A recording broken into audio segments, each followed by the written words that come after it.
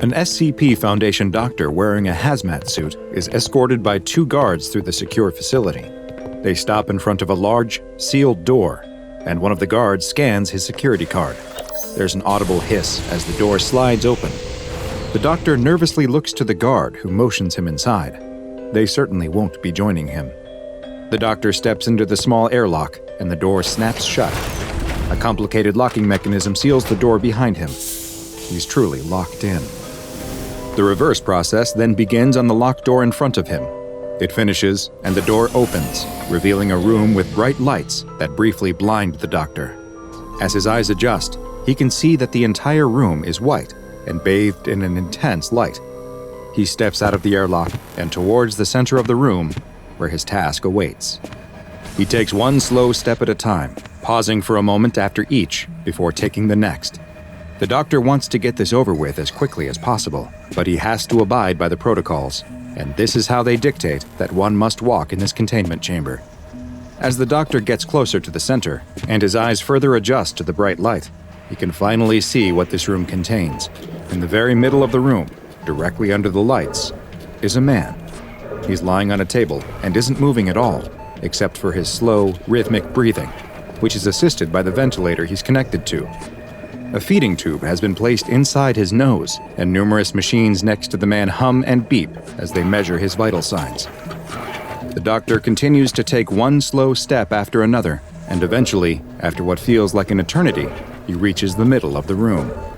The lights above the man are angled to create large, dark shadows coming off of him, and now the doctor is finally close enough to make out what he was warned about in his briefings. Even though the man is completely still, the shadows are moving.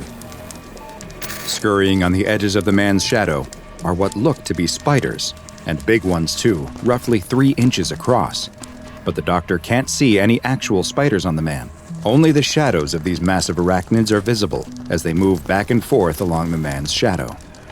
The doctor is growing increasingly nervous. He can feel the sweat dripping down the inside of his hazmat suit, though he tries to tell himself it's just a result of the bright lights beating down on him. The doctor reaches the machines measuring the man's vital signs and jots down their readings, marking down that the man's medically induced coma appears stable. He's continually distracted from his work, though, by the movement of the spiders. One suddenly jumps from one part of the man's shadow to another, startling the doctor and causing him to jump back. The spiders abruptly stop moving, and even though he can't see their eyes, he has the feeling that they are looking right at him. The doctor is frozen with fear, staring right back at the spiders. But after a moment, they go back to their previous behavior and start crawling along the edge of the comatose man's shadows once more. The doctor continues to go down his checklist and audibly gulps. He's reached the final item, the one labeled physical exam. Nervous sweat runs down his face into his eyes, and he wishes he wasn't wearing this hazmat suit so he could wipe it off. He knows he must get much closer to the man, and more importantly, his shadow, than he feels comfortable with. He has to physically take the man's pulse, though. They won't let him out of this room if he doesn't. He reaches out towards the man's hand, slowly and carefully. He can see the shadow of his hand getting dangerously close to the man's shadow, and the spiders. One of the spiders stops moving, as if it is watching and waiting for the doctor's shadow to get closer. It raises up on its hind legs, looking like it is ready to pounce.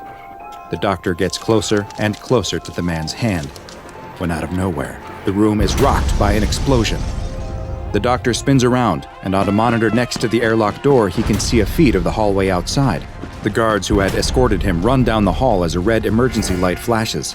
He turns back to the man on the table. The spider that was waiting for him lowers itself out of its attack mode and goes back to scurrying along the shadow. The room is shaken by an even bigger explosion, and it suddenly goes dark. The power must have gone out from whatever is happening outside.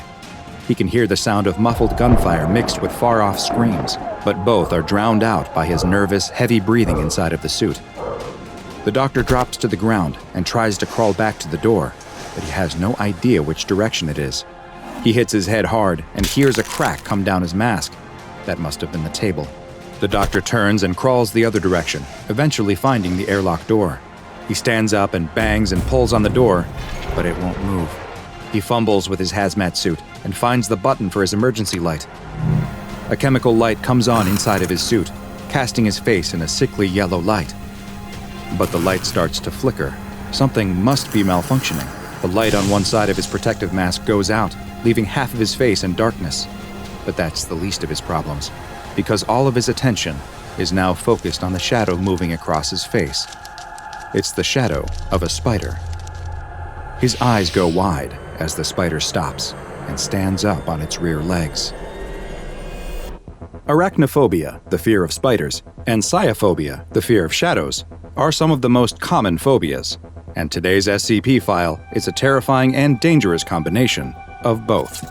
I'm Dr. Bob, and this is SCP-538, also known as the Shadow Spiders. SCP-538 is what appears to be a kind of living shadow, not dissimilar to SCP-017, though these shadows always take the form of an unknown species of spider. These anomalous arachnids seek out the shadows cast by other living objects, attaching themselves to the edge of the living creature's shadow in such a way that their own shadows aren't obscured. Once attached to a shadow, the spiders will appear to feed off of them. This allows them to rapidly grow in size, with adults measuring a total area of roughly 15 square centimeters. Once they reach their full size, they will continue to feed, though this will only maintain their size. The feeding process seems to not impact the host in any way, and the spiders can remain on a shadow indefinitely. While the spiders have been observed feeding on the shadows of inanimate objects when no living creatures are available, these don't appear to provide the spiders with whatever nutrients they require, and they will slowly atrophy and decrease in size. It is only when they are connected to the shadow of a living organism that SCP-538 can thrive. SCP-538 are not locked to the shadow they are on, though. The spiders have shown the ability to move across areas to reach a new host, though they will decrease in size when not attached to a shadow, losing as much as 2 square centimeters of their size for every second that they aren't on a shadow. And should they be stranded in the open without a shadow to feed on, they will decrease in size until they disappear completely, at which point that individual instance of SCP-538 is considered to be terminated. The spiders normally avoid this fate thanks to their extremely fast movement, though, and fully grown instances have been measured moving up to 1 meter per second. While SCP-538 instances are usually quite benign, seeming content to simply live on the shadow of their host, they will attack if they are frightened, which is when the real danger presented by these anomalous arachnids comes to light. If the spiders are agitated, usually from the result of a rapid movement by its host, the spider will bite the organism's shadow before attempting to flee. Once bitten, the unlucky individual will progress through 5 distinct stages, all of which take place over the course of roughly 1 hour. During the first, the subject will report pain in the area of their body that corresponds to the part of their shadow that was bitten, but no puncture wounds or other marks will be visible in this location. Minor psychological effects have been reported in this stage, mostly consisting of an increase in irritability and the tendency for the bitten subject to lash out at those around them. The second stage occurs 10 to 15 minutes after being bitten. The subject will begin sweating, despite reporting that they feel cold, while their skin will become red and warm to the touch. 25 to 30 minutes after the bite, the third stage will begin. At this point, the psychological effects become very noticeable, with the subject becoming violent and attempting to attack any person nearby. Their speech will be slurred, and they may show signs of impairment to their motor skills. The fourth stage begins at the 40 to 45 minute mark, and at this point, the subject's skin color will go from being red to a pale white as their core temperature drops 5 to 8 degrees Celsius. Their psychological state will alter once again, and they will go from being extremely aggressive to overly apologetic, blaming their previous behavior on the fact that they weren't feeling well and weren't acting like themselves. After offering their apologies, they will then request their leave from the area and attempt to retreat to a darkened area.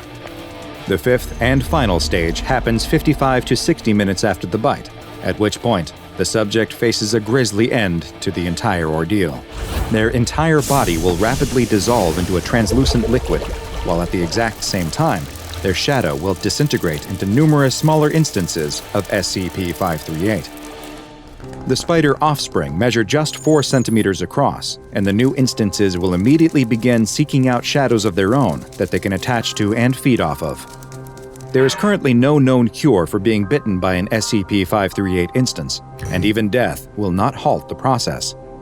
Instead, should the subject expire while in the earlier stages of the condition, death will cause the final step to occur immediately. In a bit of good news, only bites to the area of an individual's shadow that correspond to a spot of bare skin seem to cause these effects. Even thin materials like cotton clothing appear to be enough to prevent the process from starting. The SCP Foundation has multiple instances of SCP-538 in containment, and they are kept in a white 15 by 15 by 3 meter room that is accessible only via an airlock.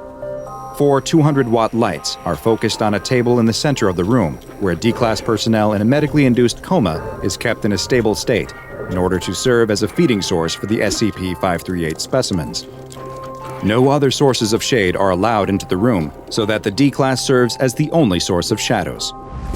Any personnel that enter the room, whether to repair a light source or to check on the condition of the D-Class, are to wear sealed hazardous material suits equipped with oxygen tanks, and are advised that they must move slowly and deliberately in order to avoid agitating any instances of SCP-538. Initially, doctors sent to examine the D-Class personnel were allowed to enter the room alone. However, following the events of Incident I-538-1, that protocol has been changed. During the incident, an attack by the Chaos Insurgency caused disruptions to both the main and backup power sources to the part of the site where the SCP-538 containment cell is located, just as a Foundation doctor was in the middle of an examination of the comatose D-Class. Power outage led to all lights in the containment cell shutting off, while at the same time sealing the airlock that provides the only means in or out of the room and trapping the doctor inside. The power was not able to be restored to the containment cell for another 18 hours, at which point the doctor was finally removed from the cell. The doctor sobbed uncontrollably as he kept repeating that he could feel them crawling all over him. The doctor was required to attend mandatory psychological therapy for his newly developed arachnophobia and was later reassigned. Following this incident, the examination protocol was updated, and health checkups of the D-Class personnel are now performed by a doctor who is accompanied in the cell by 2 security personnel, each of whom are equipped with 2 250-watt flashlights that can be used in the event of another disruption to the lights. If at any time a staff member is bitten by one of the spiders, they are to be immediately placed within SCP-538's containment cell as soon as possible, as the failure to properly contain them could easily lead to a massive containment breach by SCP-538 entities. Bitten individuals will often attempt to hide the fact that they are bitten, so anyone who comes into contact with the shadow spiders must be carefully monitored for signs of any of the symptoms that follow a bite. The ease with which they could quickly spread and the huge threat they pose to humanity has led to SCP-538 being classified as Euclid, and while the Foundation hopes that they have been successfully contained, we all must remain ever vigilant of movement on the edge of shadows. Should you spot something, don't take any chances. Your future, non-liquefied body will thank you for it. A businessman from Queens had been saving for years to get something he'd been dreaming of since childhood, a particular wristwatch, which cost just over $20,000. However, mere days after getting his hands on the pricey accessory, he noticed a small defect on the edge of the watch case. It was a small metal nub, an imperfection that he could have sworn wasn't there when he first bought it. After all, he paid $20 grand for the thing. Surely he'd notice if something was wrong with it when he first picked it up. He brought the watch to the official service center out on 5th Avenue that Friday evening. They'd check the watch out and have it back to him by Monday, good as new. You don't buy a watch like this if you expect anything less than the very best. The businessman's watch was stored in a secure vault with several hundred others as it awaited repair from a highly trained technician. What happened next would be considered unbelievable if it hadn't all been caught on the security camera. The first watch began to mutate over the next 18 hours. It shattered into a twisted mass of glass and metal cogs, its hands shooting out in every direction, as 4 legs and a metal eye grew out of the resulting mass. This spider-like creature then skittered across every single other watch in the storage vault, and within another 18 hours, they mutated too, until the room was positively alive with tiny metal creatures. Meanwhile, over at Site 19, a guard began to notice that his standard-issue Foundation handgun was unusually uncomfortable to hold. Perhaps he was developing a nerve issue or carpal tunnel syndrome. It's not that uncommon in the profession. But no, it was actually the strange metal nub forming on his pistol's grip. He had no idea that, inside the gun, a bizarre transformation was beginning to take place, and within 3 days of the nub first appearing on the handgun, it underwent a remarkable metamorphosis. Much like the watches, the gun mutated, growing 4 legs and an eye, and began running through Site-19, causing chaos. The gun began firing with reckless abandon, sending bullets ricocheting off the walls and injuring Dr. Jack Bright and Dr. Sophia Light as they attempted to disable the rogue pistol. It was able to fire in a sustained fashion for over a solid minute before stopping to synthesize new bullets through unknown means. Eventually, the weapon was captured and subsequently destroyed for presenting an active danger to SCP Foundation personnel. Meanwhile, in an insurance provider's office building out in South Dakota, one of the many desk drones working their fingers to the bone typing up insurance claims barely noticed a small plastic nub forming on the side of their wireless keyboard. It remained this way for a relatively uneventful 6 days, before finally undergoing a complete transformation. It became a chaotic configuration of legs and keys, spelling out the words, "Ask, we will answer," on the top of its body. It wandered around the office, seemingly brushing up against as many other pieces of technology as it could.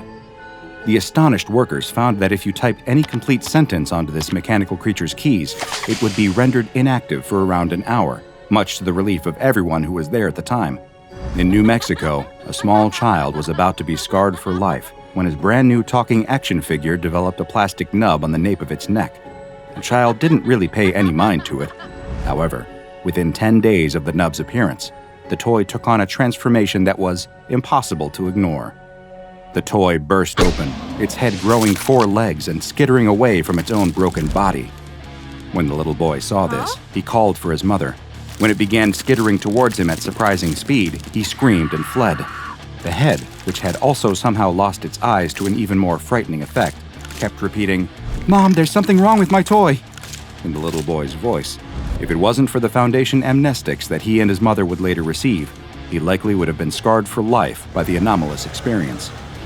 In Idaho, an old woman who lived alone noticed something strange going on with her television set. A lump of warped, bulbous plastic had started forming on the top. She decided to call a TV repairman, or perhaps her son, who didn't call her nearly enough, to come over and take a look at it. But as things often do in life, she let it slip her mind, and 2 weeks passed without her addressing it. This would prove to be a mistake. Not that any TV repairman really could have done anything to help. The TV sprouted 4 long, spider-like legs and a single eye. The screen perpetually showed shaky footage of an unmoving figure suspended mid-air in the middle of a blank, featureless room.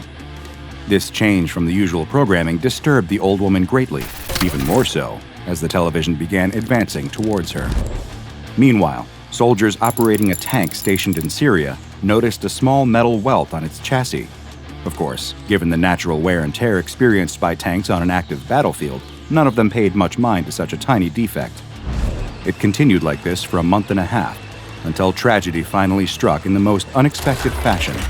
Much like the handgun over in Site-19, the tank grew legs and started firing in every direction, devastating nearby infrastructure and killing scores of people around it. It seemed not to discriminate or even really to aim.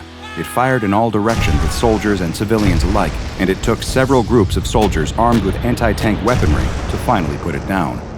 No explanation was ever given for what happened that day. Most people just assumed that it was a tank operator who'd snapped under the intense pressures of war and gone berserk, but the truth would forever elude them. So what is the truth? Why has all this machinery, from innocent to disastrous, been taking on a mind of its own and causing chaos across the globe? Allow me to explain. These are just a few entries from the filing cabinet of incident reports belonging to SCP-658, a parasitic mechanical entity that's also known as the Botflies. SCP-658 instances are a unique species of highly reproductive anomalous creatures characterized by their 4 long, thin legs on the underside of their bodies and their single large mechanical eye somewhere on the upper body. They reproduce through contact with any man-made mechanical objects, though the exact means of parasitic infection are unclear. Simply making contact seems to be enough to turn an object into a breeding pod for a growing SCP-658 embryo, and gestation time is dependent on the size and complexity of the infected object. The embryo will present itself as a metal or plastic nub on the surface of the object, appearing to the untrained eye like some kind of minor production defect. This keeps the embryo safe as it develops, growing and absorbing the surrounding technology into its own biomechanical makeup. Incidentally, the name Botfly is a play on an equally unpleasant, non-anomalous parasitic insect, Latin name Ostridae, which implant their eggs into the living flesh of their victims, where they incubate, grow, and eventually burst out from the skin. The similarities in breeding patterns of non-anomalous botflies and SCP-658 are self-evident. These entities vary massively in size, from the diminutive stature of 5 millimeters squared to hundreds of meters. The size of an SCP-658 instance, much like its aforementioned gestation period, depends entirely on its host object. And Foundation research has indicated that any complex man-made mechanical object is susceptible to parasitic infection. From cell phones to jumbo jets, all technology is on the table for 658. And as indicated through the eyewitness accounts in the case files, the appearance of the individual SCP-658 instances are reflective of whatever technology incubated them. This influence of the host technology also appears to extend to SCP-658 behavior, with more benign objects like phones or wristwatches becoming equally benign creatures, and weapons such as firearms or combat-ready vehicles taking on a more aggressive nature.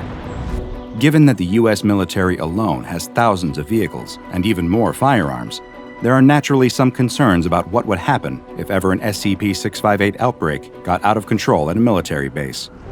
Thanks to the extreme proliferation of and dependence on technology in our modern era, a large-scale containment breach of SCP-658 could lead to a catastrophic exponential population boom. The SCP Foundation is keeping an extremely close eye on any signs of SCP-658 activity, especially in technologically advanced cities and other densely populated locations. Research has proven that these creatures are capable of manifesting adaptations that increase their reproductive ability even further. For example, during one test, it was proven that one SCP-658 instance was capable of impregnating another.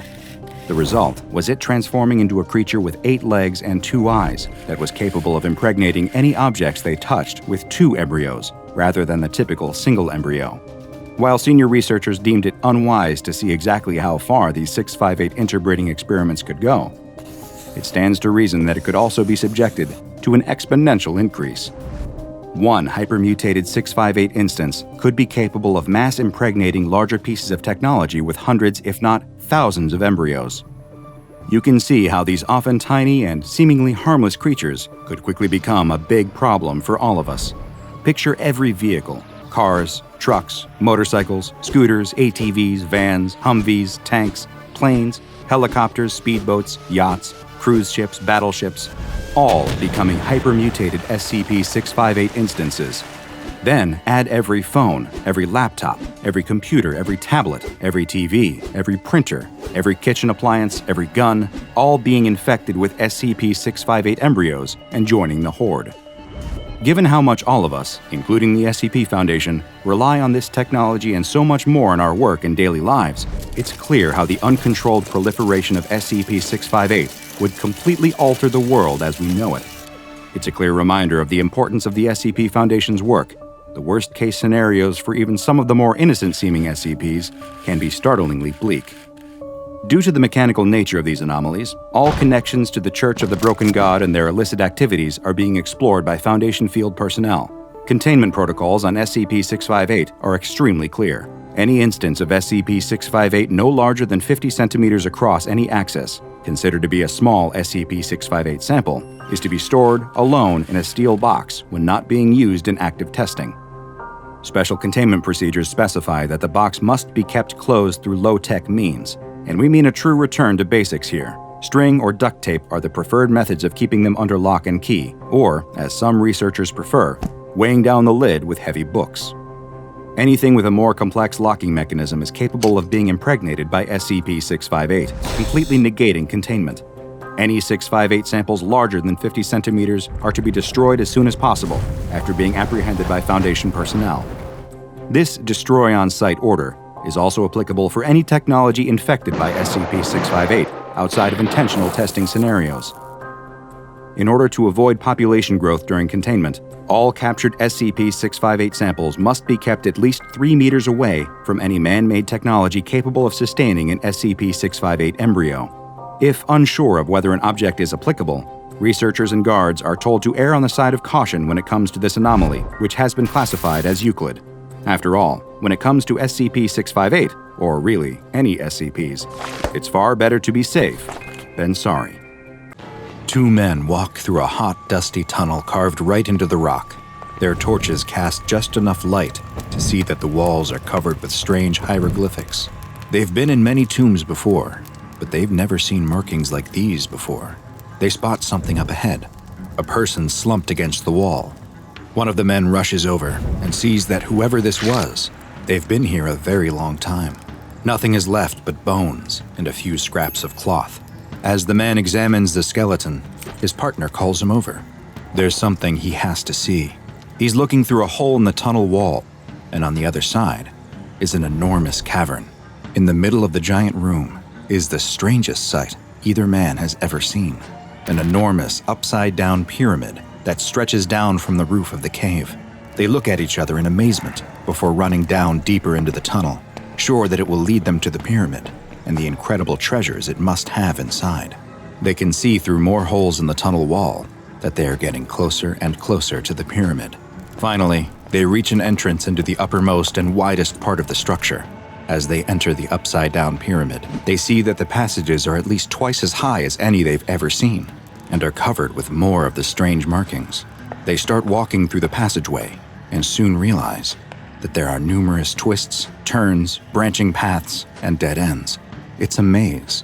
The man turns to tell his friend that they should consider leaving and coming back with others, but he finds that he's all alone. They must have gotten separated at some point. He starts backtracking through the passages, turning this way and that, trying to retrace his steps. He abruptly stops, though, when he hears a strange noise. A metallic grinding sound fills the air. The man watches as the walls themselves start to move, shifting and rearranging themselves. Without warning, the open passage in front of him closes, sealing his path back. The man begins to scream. There's no answer to his cries. Panicked, he runs deeper and deeper into the maze, but try as he might, he can't find his friend, or the exit. How long has he been walking? Hours? Days? He can remember hearing the walls shift at least one other time. Exhausted, he sits down against the wall. He'll just take a little rest. Then it's back to work. He must be able to find his way out. He must escape. Hi, I'm Dr. Bob, and this is SCP-875, also known as War Criminals. SCP-875 is the designation the SCP Foundation has given to a massive underground pyramid whose exact location is a closely guarded secret. As of yet, no record of the pyramid's construction has been found in any historical documents, though there is evidence that suggests SCP-875 is a man-made structure. While the outside of SCP-875 is made of normal sandstone like the pyramids of Egypt, there is an inner layer composed of a metal alloy that is yet to be identified.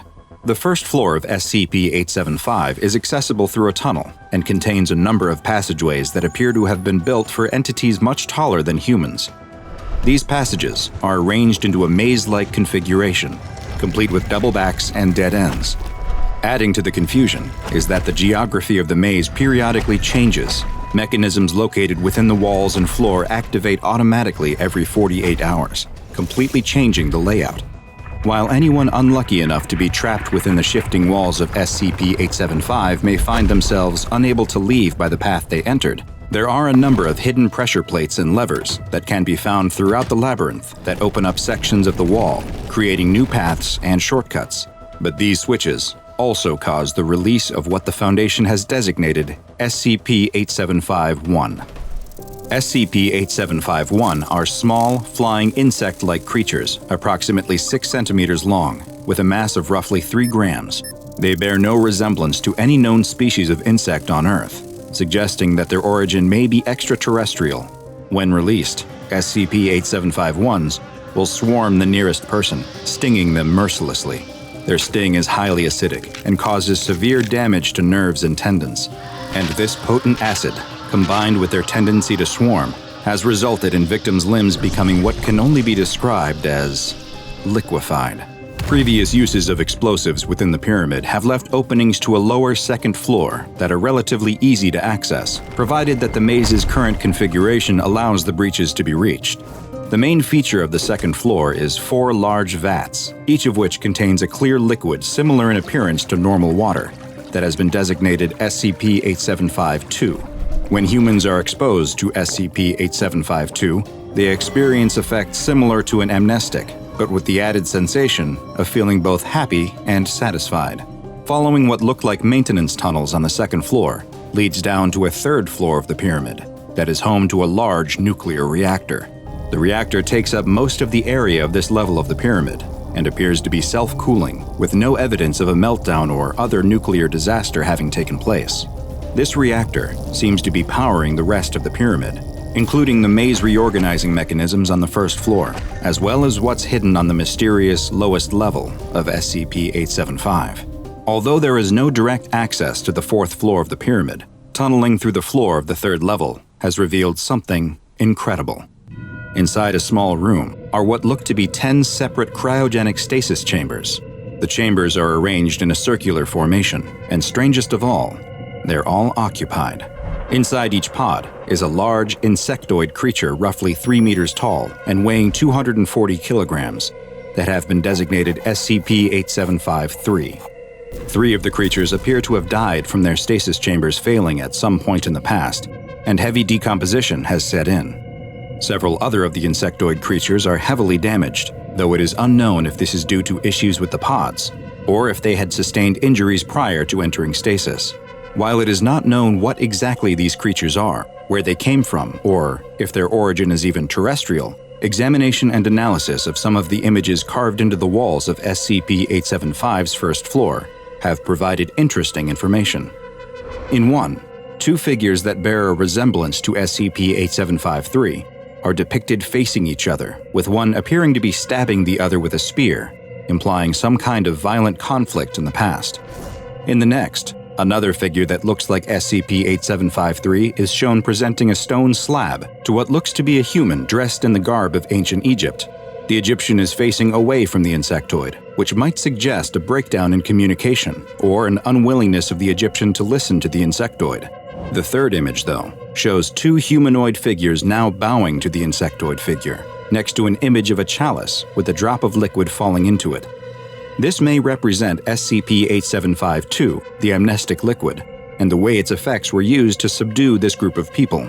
This hypothesis is further strengthened by a 4th image that shows an insectoid figure watching 2 humanoids pulling what looks like a large stone block with ropes. A 5th image shows the insectoid figure standing next to what looks like a dead humanoid, consuming a part of it. And finally, a 6th image depicts the insectoid inside of a small rectangle that may represent the stasis chambers found on the lowest level of the pyramid. Are these entities sleeping inside the stasis chambers the same ones depicted on the walls of the pyramid? Did they arrive on Earth and subjugate a group of humans, forcing them to build a monument that could contain their stasis chambers and keep them in a form of perennial living death? Perhaps this question has been answered by a mysterious transmission that was detected by the Foundation. Coming from an unknown source, the transmission was in English, but the grammar and word choice sounded like it was from someone who had only the most basic understanding of the language. The transmission, in no uncertain terms, demanded the return of the war criminals, and that if they were not returned, that 95% of the species would be made extinct. It then went on to describe a number of offenses perpetrated by these war criminals, including claims of massacres and cannibalism. Were the creatures in the bottom of SCP-875 convicts on the run, war criminals from another planet or even another reality, who had fled to Earth to escape justice? It may never be known for sure, as the message degraded and became unintelligible before it could finish. Due to its stable location and the relative ease with which the public can be kept away from it, SCP-875 has been classified as safe. Its location is marked as a military base on maps, with satellite images altered according to Procedure Watson 24. Civilians who approach the area are to be taken into Foundation custody and administered Class A amnestics. Research personnel are only allowed inside SCP-875 when accompanied by 2 security staff, and 6 maintenance personnel are to monitor the nuclear reactor at all times. If any staff are stung by instances of SCP-875-1, They are to be treated on-site by medical personnel with alkali to neutralize the acidic stings. And in extreme cases, amputation of the affected limbs is authorized. In the event that an SCP-8753 specimen becomes active, security personnel are to subdue them in a non-fatal manner if possible, and transport them to a secure site for further research. A young man and his girlfriend enter the apartment they share. She tosses her keys on the entryway table as the man checks the time on his phone. He reminds the young woman that they will need to leave soon if they don't want to miss the movie they have purchased tickets for. The woman agrees, but she wants to take a quick shower before they leave. As she goes to freshen up, the man sits down at his computer to get in a quick round or two of his favorite online squad-based first-person shooter. He puts on his headset and jumps into a game. Before he knows it, he's just finished his third round. He checks the time on his phone again and realizes that they were running late. He takes off his headphones and is confused when he hears what sounds like the shower still running. He gets up and goes to the bathroom door and listens. The shower is definitely still on. The man knocks on the door and asks if everything is all right. He waits a moment, but there's no response. He knocks again, and still nothing. She doesn't usually take showers this long, and he immediately worries that she might have passed out or, well, he doesn't even want to think about it. "I'm coming in, okay?" he announces as he opens the door to check on her. The man immediately notices how steamy the room is. The hot water must have been running for a while, and he's worried she really did pass out from the heat. "What's going on? Are you okay?" he asks, and when there's no response again, he pulls open the shower curtain to find nothing. Just an empty tub. There's no sign of his girlfriend anywhere. The man is beyond confused. He turns off the water and goes to the bedroom, but she isn't in there either. He runs to the front door, but it's still locked, and her keys are sitting on the table. He unlocks the door and sticks his head out into the hallway anyway, but nothing is out there. What is going on? He checks the bedroom again, then the bathroom, but she hasn't suddenly reappeared in either. He's in complete shock, unsure of what could be happening. He sits down on the toilet and puts his head in his hands. His head is spinning as it feels like the world is suddenly falling down all around him. The police are immediately suspicious of the man's story. His girlfriend simply vanished while taking a shower? "You expect us to believe that?" the detective asks. The man has no answer, though. It's as if she simply blinked out of existence. He's convinced she must still be in the building somewhere, that she somehow slipped out without him noticing. But none of the security footage from inside the building shows anything abnormal. There's footage from the cameras in the lobby of them entering the building, but nothing after that of her leaving. Just as in every missing person case like this, the boyfriend is the #1 suspect. But without any evidence, they can't hold him any longer. After many long hours of interviews, they finally allow him to leave, but not back to the apartment, since it's an active crime scene. The man has no family to speak of, and his few friends seem to have the same suspicions as the police and want nothing to do with him. His girlfriend was the only person he truly had in the world, and now she's gone. He's put up in a shabby motel, and days pass, then weeks, then months, but no evidence of the missing woman ever turns up. The man replays the memory of that day over and over in his head, searching for some kind of answer, but try as he might, he can't remember anything helpful. No clue as to what could have happened. The case is completely cold, and has been from the very start. The police eventually have to move on to newer, more solvable cases, and they finally allow the man to return home. He's overwhelmed with emotion the first time he enters the apartment. The place is a mess. It looks like the police turned it inside out looking for clues. Not knowing what else to do, he starts the long process of cleaning up the apartment.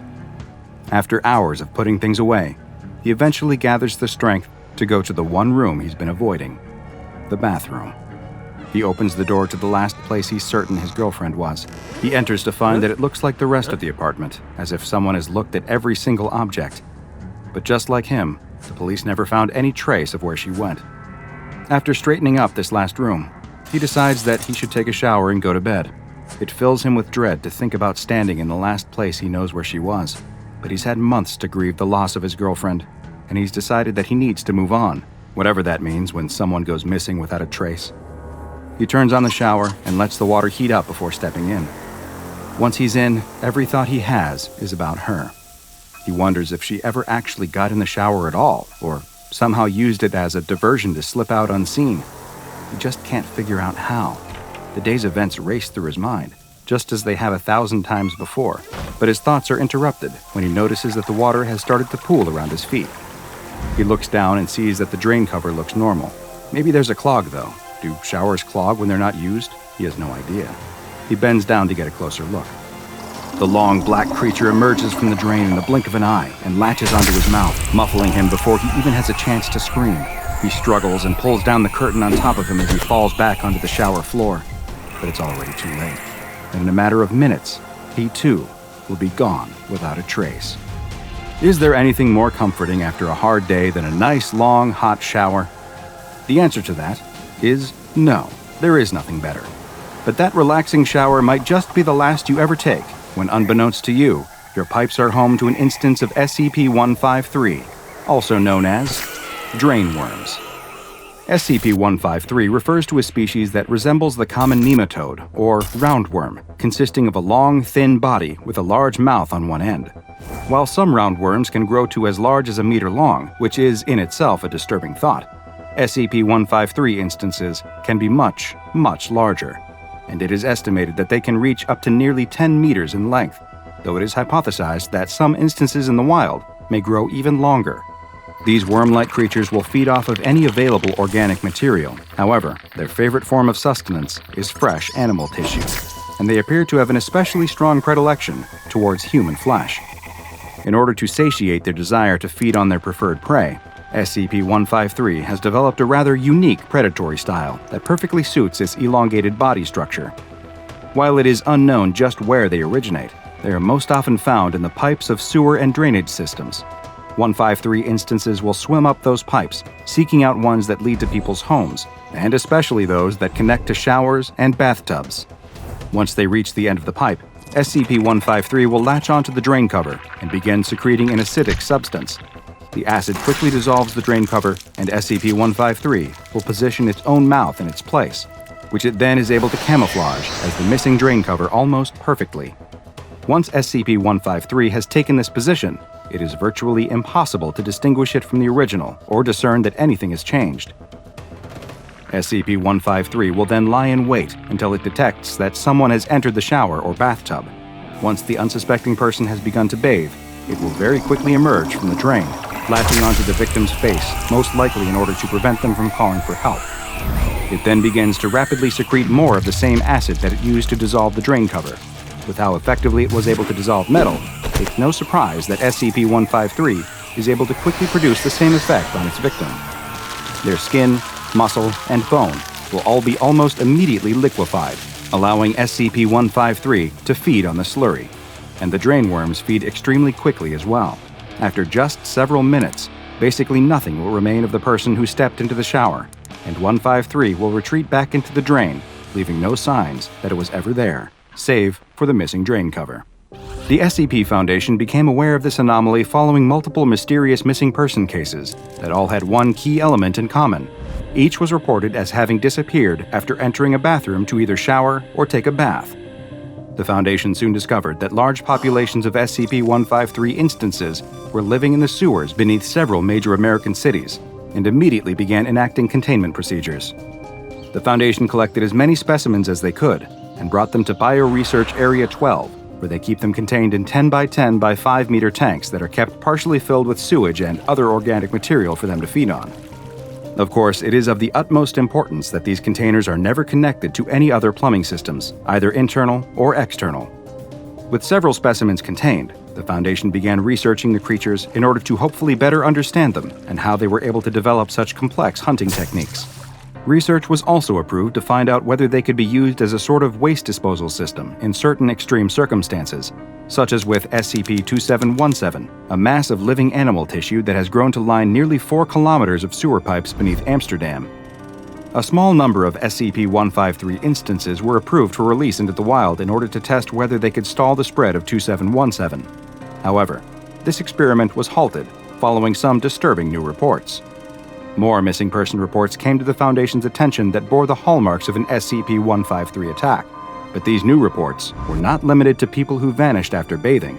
It now appears that SCP-153 has further adapted and has begun to emerge not just from showers and bathtub drains, but now also from sinks and, yes, even toilets.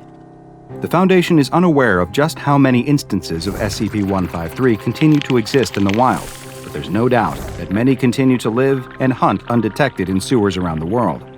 This anomaly, which has been classified as Euclid, is taken very seriously by the Foundation, and any reports of people who go missing from bathrooms are immediately investigated for signs of SCP-153. Field agents are to be equipped with infrared and ultraviolet sensors, which can bypass SCP-153's camouflage, and if specimens are able to be captured alive, then they are to be brought to Area 12 for further research. But don't bother worrying too much the next time you step into the tub. If you've been targeted by SCP-153, there's not much you'll be able to do anyway, and your worries will soon be going down the drain, along with whatever remains of you. At first glance, it looks like a perfectly ordinary bathroom. Nothing to suggest that anything weird is going on here. Certainly, if the D-Class personnel assigned to investigate this facility had encountered this room in the wild, if he walked into a bathroom that looked like this while visiting a friend's house or lunching in a restaurant, or even stopping at a gas station rest stop, he wouldn't have any reason to think anything was amiss. But this is the SCP Foundation, so he knows that nothing here is as it seems. He glances briefly up at the camera installed in the ceiling. The lens aperture dilates briefly, focusing on his face, and he knows that an SCP technical on the other end is watching his every move. He grimaces, fully aware that his status as a member of D-Class personnel means that every experiment could be his last. That knowledge doesn't exactly endear him to the Foundation or its mission, but it's not like he has much of a choice in picking his assignments.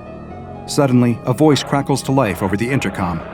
"Please step fully into the bathroom," says the researcher on the other end of the camera feed. "What's this all about?" asks the D-Class personnel. "This is just a bathroom, isn't it? What's so special about this place?" His eyes scan the room. The floor is covered with smooth white tiles. The walls are a soothing light blue color, reminiscent of a calm ocean, the sort of color that you might pick for its soothing effect when you need to make use of these facilities. A large mirror is fixed to the wall, before a countertop with a sink. Next to the sink, there's a toilet, and next to that, a bathtub with a shower. There's a scrubbing brush and a plunger stashed behind the toilet tank, and a fuzzy shag cover stretched over the toilet lid. It's all very ordinary. It's much too ordinary, he thinks. A sudden horrible thought occurs to him. "You're not gonna watch me use the toilet?" he asks, a slight edge of panic in his voice. That's absurd, of course, but here at the SCP Foundation, there's nothing that he would put past these people. They've always got some new weirdness happening, and it wouldn't at all surprise him to learn that they would want to watch him at his most exposed. The voice comes back over the intercom. "What? No, you don't need to use that.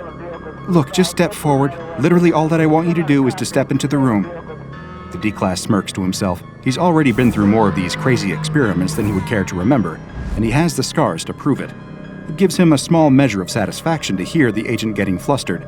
Even if he has to participate in these dangerous experiments, he can at least make things awkward for his tormentors. That seems like a little bit of poetic justice to him. As the agent requested, though, he steps forward. The moment that he's cleared the threshold, the door slams behind him with a crash. The D-Class jumps in surprise and shouts, Why'd you do that?" "I didn't do that," says the voice over the intercom. Of course, thinks the D-Class personnel. He should have expected this. He grabs the doorknob and tries to yank the door open, but the door is stuck fast. He yanks again, harder this time, but the result is the same. The door doesn't budge at all. "The door's stuck," cries the D-Class. He feels his heart start to beat faster, and his temperature begins to rise. What terrible thing does this room plan to do to him? But after a moment, he begins to calm down. It doesn't seem like this room is planning to do anything. Maybe it's just a room with a weird door. But if that were the case, then why would the SCP Foundation be interested in this? "Just hang tight," says the agent. "I'll see what I can do about getting that door open." A few moments later, the agent arrives at the door to the bathroom and gives it a sharp yank. It doesn't budge. "Door's stuck," she says. The D-Class rolls his eyes. Of course it's stuck. "Hold on a second, I'll go get a technician," she says. The D-Class personnel listens to the sound of the agent's feet retreating into the distance. He sits down on the closed toilet and buries his face in his hands. What a day. Is he going to be trapped inside this bathroom forever? He can't help but speculate, but he tries not to think about it. He's more annoyed than anything, truth be told. He wonders if the agent is actually going for help, or if she's still just sitting in her cubicle, watching him through the camera and waiting for the other shoe to drop. His eyes flick to the camera, and he furrows his brow. He's so intent on the camera that he doesn't notice as a dark shape slowly bubbles out from the bathtub drain. It's a cockroach, a perfectly ordinary cockroach. Or is it? The roach remains motionless for a moment, perfectly still, except for the subtle twitch of its antenna. Then, all at once, it starts to move. The roach scuttles across the tub, scaling the porcelain walls, and runs across the counter. Like all cockroaches, it seems confused now that it's emerged into the light and eager to find a dark corner where it can hide again. It reaches the edge of the countertop, but, of course, a sheer cliff is no obstacle for an insect. It shimmies down the cabinet and makes a dash across the tiled floor. That's when the moving roach finally catches the eye of the D-Class personnel. He yelps in surprise and pulls his feet up, his knees going flush with his chest. The roach looks oddly out of place in this clean and well-maintained bathroom, and the sight of this disgusting little vermin fills the D-Class with a sudden and deep sense of loathing. "That's one massive cockroach," he mumbles to himself. Almost as if it heard his words, the roach starts to skitter toward him. The D-Class does not like that at all. Without hesitation, he immediately stomps on the roach, bringing his foot down with a definite thud, and then grinding the unfortunate insect under his heel. The sound is loud enough to attract the attention of the agent behind the camera. Apparently, she must have returned to her post after sending a request for a technician. "What was that?" she asks, her voice crackling over the intercom. "There was a really huge cockroach, just came out of the tub. Come on, hurry up and get the door open. I don't like it in here. There might be more of them." Okay, says the agent. "Just hold on for a second. Help will be here in just a couple minutes. Don't be so jumpy, it's just a bug after all, nothing to worry about." The D-Class personnel isn't so sure of that.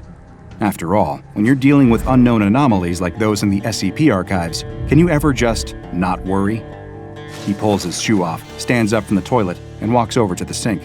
Grumbling to himself, he turns the faucet and starts to wash the insect ichor off the bottom of his shoe. He's too intent on his activity to notice that a second cockroach has already popped out of the bathtub drain. Like the first one, it hesitates for a moment, and then it scuttles across the tub, scales the walls, and makes a beeline for its deceased comrade. As this happens, a third roach emerges from the drain, and a fourth. By the time the D-Class turns around, a whole battalion of cockroaches has entered the bathroom. His eyes go wide as he takes in the scene. A good dozen roaches have clustered around the first smashed roach, all feeding on its carcass. It's a grisly scene, and the D-Class is immediately revolted. He knows nothing about roaches, nothing that might suggest to him that this is in any way unusual behavior for these insects, but he doesn't really care. It looks disgusting, and he's positive that it isn't natural. I don't like this, he yells, panic rising in his voice. "Get me out of here! Hurry up and open the stupid door!" The observing agent, safe in her office, doesn't share the D-Class personnel's terror. From her point of view, she's just watching a man freak out over a couple of perfectly ordinary bugs. Of course, the scene takes on a whole different feel when you're not the one being asked to expose yourself to strange and potentially dangerous SCPs. She can't help but chuckle at the scene. "It's not funny!" cries the D-Class, once again jumping on the toilet and pulling up his legs into a fetal position.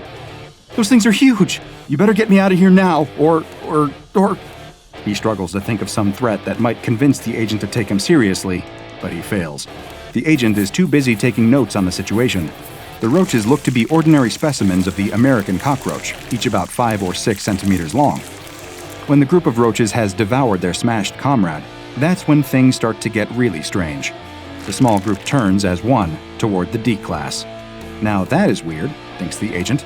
The D-Class probably thinks the same, because he starts to scream incoherently.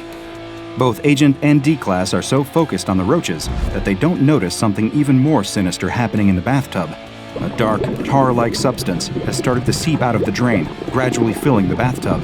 The agent is too busy trying to soothe the D-Class, trying to convince him to stop screaming and start explaining the scene to her in rational detail so that she can add his observations to her notes. Meanwhile, the oily black tar continues to bubble from the drain, the surface level rising, until the tub is approximately 1/5 full of black goo. The D-Class's eyes suddenly alight on the tub. What's this? He mutters. Suddenly, dozens and dozens, maybe hundreds, of roaches start to rise from the black goo. They boil over the sides of the tub in massive chitinous waves, spreading across the floor of the bathroom in a solid sheet of glimmering black carapaces. It happens so fast that the D-Class can only gibber in mindless terror. There are too many roaches. For the moment, the D-Class seems safe perched on the toilet. The roaches can't scale up the shiny porcelain, slipping back down at every attempt. He scrambles to his feet, standing on top of the toilet lid and praying that it will hold his full weight. Otherwise, he's going to tumble head first into that writhing, seething swarm of vermin. He stares at what looks like an ocean of living insects, the light reflecting off their chitinous shells with an evil, oily gleam. It's like a scene out of a cheesy horror movie, but it's all too real. Through his panic, the D-Class vaguely recalls that when he was a kid, he once read a book about ancient life on Earth during the Permian era, when the Earth was a hot, humid jungle, when high temperatures and oxygen-rich air made the world perfect for giant insects. Cockroaches have lived on this Earth for how many million years, he wonders. He knows it's a lot, and he can't help but think about that legacy now that he's confronted with a living carpet made entirely out of roaches. Aren't scientists always predicting that cockroaches will eventually outlive humanity? They're the only nasty little things tenacious enough to survive a nuclear holocaust or the punishments of climate change. He's less worried that cockroaches will outlive humanity right now, though, and more worried that they might outlive him personally. The roaches can't get up the toilet, but they have more success in scaling the walls.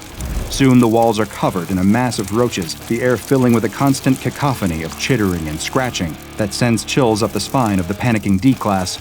The roaches start to march across the ceiling, and the D-Class gets the distinct impression that, if he doesn't do something fast, he's going to be completely covered. In desperation, he throws his shoe across the room with all his might, shouting curses as he does, but it doesn't do any good. His shoe hits the opposite wall and bounces off, dropping into the swarm and quickly sinking beneath the rolling tide of chittering insects. His futile attack only provokes the insect mob, and several dozen roaches take flight, launching themselves at the D-Class. He shouts and claws them away as roaches land on his face and shoulders. They scramble up his neck and tangle themselves in his hair. He keeps shouting and swatting them away, but there are more and more of them every second. More roaches are swarming out from the black oil simmering in the bathtub every second, and now they all seem intent on the D-Class. They crawl inside his mouth as he screams. He gags and coughs, trying to spit them out, but it seems that they're already crawling down his throat. In his panic, he slips and lurches forward, screaming and flailing his arms helplessly. He dives into the writhing mass of roaches. Within seconds, he is covered in a sheet of living insects. The observing agent is speechless, unable to comprehend the sheer insanity of what she is seeing, but watching the D-Class be consumed by cockroaches prompts her to vomit in disgust. The retching, gagging noises can be heard over the intercom, hardly professional behavior, but we're way past worrying about that by now. By now, the bathtub is almost completely filled with black goo. The roaches start to return to the bathtub, scaling the tub walls in vast waves and throwing themselves into the pool of dark tar. As they retreat, they reveal the decimated remains of the D-Class. The corpse is ragged and bloody, partially eaten, its stomach visibly bloated. It twitches slightly, and the observing agent momentarily wonders if it's somehow possible that the D-Class personnel survived his ordeal, even though even a brief glance at the state of the corpse should make it clear it would be impossible. There's just far too much damage. It's obvious, in fact, that the twitching is caused by roaches that have burrowed into the body, squirming beneath its skin. Suddenly, something else begins to rise from the bathtub. It's another corpse, one in a much more advanced state of decomposition, to the point that it's nearly skeletal, but there's still enough flesh clinging to its bones that you might be able to recognize it for the person it used to be. Under the black ooze, there's still a ghost of a face clinging to the skull, liquefying eyeballs still rolling around loosely in its dark sockets, tattered lips hanging off of stained teeth. Its eyes swivel toward the prone body of the D-Class with malevolent intention. Black tar drips from its arms and skull. It places one hand against the rim of the bathtub, the other against the blue wallpapered wall, and slowly hoists itself up and out of the pool of black tar, displacing another few dozen cockroaches with its movements. The corpse slowly stumbles to its feet, dribbling black ichor, and steps out of the bathtub. It staggers across the room with sticky, uncertain steps, leaving a trail of roaches and black goo. When it reaches the body of the D-Class, it grabs it by the leg and then drags it back across the bathroom floor toward the tub. The skeletal corpse pulls the body of the D-Class personnel into the tub, and both of them submerge into the black goo. The remaining cockroaches follow suit, jumping into the black oil and slowly sinking below the surface. At the same time, the level of the black substance begins to fall as it starts to swirl away down the drain. After several minutes, the black goo has completely drained away, leaving no trace that it ever existed. The roaches, the strange living cadaver, and the corpse of the D-Class have all completely vanished, so that by the time the door of the bathroom clicks open again, there's nothing to suggest that there's anything at all strange about this room. Too late, the agent bursts into the room, flinging open the now unlocked door with all her might. She scans the room in confusion, knowing that just moments ago, it was the scene of grisly carnage. There's no evidence of that now, but just the memory The sight of the D-Class's bloated corpse, the sound of thousands of cockroaches marching and scuttling in unison, is enough to make the bile rise in her throat. She leans forward, hands on her knees, and vomits again. She's seen a lot as an SCP Foundation agent, but this SCP is definitely not one for the faint of heart, or the sick of stomach. What just happened here? Unfortunately, this is far from an unusual occurrence when you're dealing with SCP-6698. SCP-6698 is to all appearances a perfectly ordinary bathroom. Until it started to manifest anomalous behavior, it existed as a second-story bathroom in a private residence somewhere in Alabama in the United States. The first instance of anomalous behavior happened the day after a resident of the household, a 16-year-old male, reported killing an unusually large cockroach in the bathroom. The following night, when using the same bathroom, that same resident was overheard yelling in fright. His screams were followed by sounds described as a sink breaking and then a body falling against a crunchy and wet surface. Other members of the family attempted to respond to these sounds, but found that the door to the bathroom refused to open. Once the noises subsided, they found the door suddenly quite pliable, but when they checked inside, they could not find any evidence of the bathroom's teenage victim. The SCP Foundation quickly responded to the incident, amnesticizing the family and planting a suggestion that the missing teenager simply ran away from home into their subconscious. The family was moved from the residence, which was then purchased by a Foundation shell company to allow for further testing. When a human enters the room, the door to the bathroom immediately closes and locks. The door will remain locked until the event is completed. Attempts to physically damage the door when it is in its locked state have all met with failure. A recording camera was installed in the bathroom to allow agents to observe the event as it unfolds. Victims who unknowingly wander into SCP-6698 will find themselves trapped. Moments after the door locks, cockroaches will start to emerge from the drain of the bathtub. Once the swarm has reached sufficient mass, the roaches will attack and feed upon the victim. At the same time, a black oil will start to fill the tub, laying the stage for the emergence of the mysterious tar zombie, which then removes the corpse of the victim from the scene.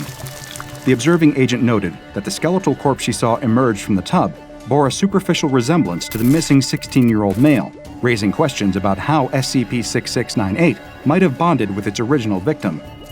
Testing was suspended following the death of the D-Class personnel, so it is currently unclear if the same tar zombie appears during every instance, or if perhaps SCP-6698 pulls from a rotating roster of previous victims during its manifestations. At this moment, the relationship between the tar zombie, the black ooze, and the legions of carnivorous cockroaches is unclear, but large amounts of spectral energy have been detected in the room, leading to an assumption that the event must be supernatural in nature and to the involvement of the Department of Spectral Phenomena. Since SCP-6698 only attacks victims who enter the bathroom and does not appear to be capable of manifestation once the door is open, the SCP Foundation has attached a special apparatus to prevent the door from closing of its own accord, and assigned SCP-6698 a designation of safe. One thing that is for sure, though, is that of all the ways that deadly SCP anomalies might choose to do away with their victims, being eaten alive from the inside by a swarm of scuttling cockroaches probably ranks up there as one of the worst. So that's something to think about the next time that you're looking for a little privacy in the bathroom. The rattlesnake strikes, sinking its fangs through the furry carapace of the tarantula. It writhes briefly on the golden sands, then goes limp. The desert is a brutal place. Here, it's eat or be eaten. A man walks through a remote desert landscape, a pack on his back.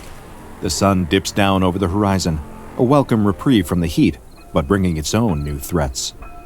The dangers of the day may be gone for now, but the dangers of the night are just beginning. As he walks, he hears a strange sound behind him. He turns, and by the dim light of the moon, he sees a mound of sand advancing toward him, as if blown by a storm, but there's no wind blowing. Frightened, he tries to run, but the dune gains on him until he is completely submerged. After a moment, the sand disperses, revealing nothing left but a skeleton. The dune travels off into the distance, disappearing from view. The desert is an unforgiving place for a traveler. The days are hot and dry, baking you with the relentless heat of the sun. The nights are cold and just as inhospitable as the desert's wild inhabitants come out of hiding, ready to attack any perceived threats or invaders. The year is 1908, and a cavalry troop on their way back to base are getting a crash course in just how brutal the Arizona desert can be. The trip has taken longer than anticipated, and their horses are growing sluggish from thirst. trudging slower and slower through the dust and sand. The soldiers' eyes sting from the sun, the sweat, and the lack of proper sleep. They need a place to hang their hats for the night, to have a hearty meal and a tall glass of water, and maybe something stronger too after all this trouble. As if in answer to their prayers, the men suddenly spotted a faded sign for a town further down the road. Only 1 mile left to Fredericksburg, it said. They would be able to reach the town by sundown, a welcome reprieve from sleeping on the ground and watching their supplies dwindle day by day. The mile seems to stretch on forever, but they persist and reach their oasis, the town of Fredericksburg. They aren't exactly expecting a welcome parade upon their arrival, but they're still shocked by how tepid a reception is waiting for them. Here they are, members of the Army Cavalry, and no one comes out to greet them, or even to see who the strange men in uniform on horses might be. As a matter of fact, the men don't see anyone at all, not one single soul. They stop in the middle of the town square, climbing down from their horses, and call out, shouting at the top of their lungs. Still, no doors fling open, no windows are cracked, and no one comes to see what all the commotion was. The only evidence that anyone was ever there at all is the buildings themselves, and a few handwritten signs posted throughout the area. The signs are all in German, and none of the soldiers can speak enough German to read them. If they could, they would probably leave the town as quickly as possible, hop on their horses and gallop away until it vanishes from view. But they can't, so they don't.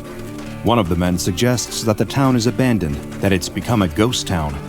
The more they see of the town, the more they think he might be right. The buildings are still in good condition, but there's no one inside. It's as if the entire town got up one day and decided to leave it all behind. Then, it sat untouched until the cavalry came.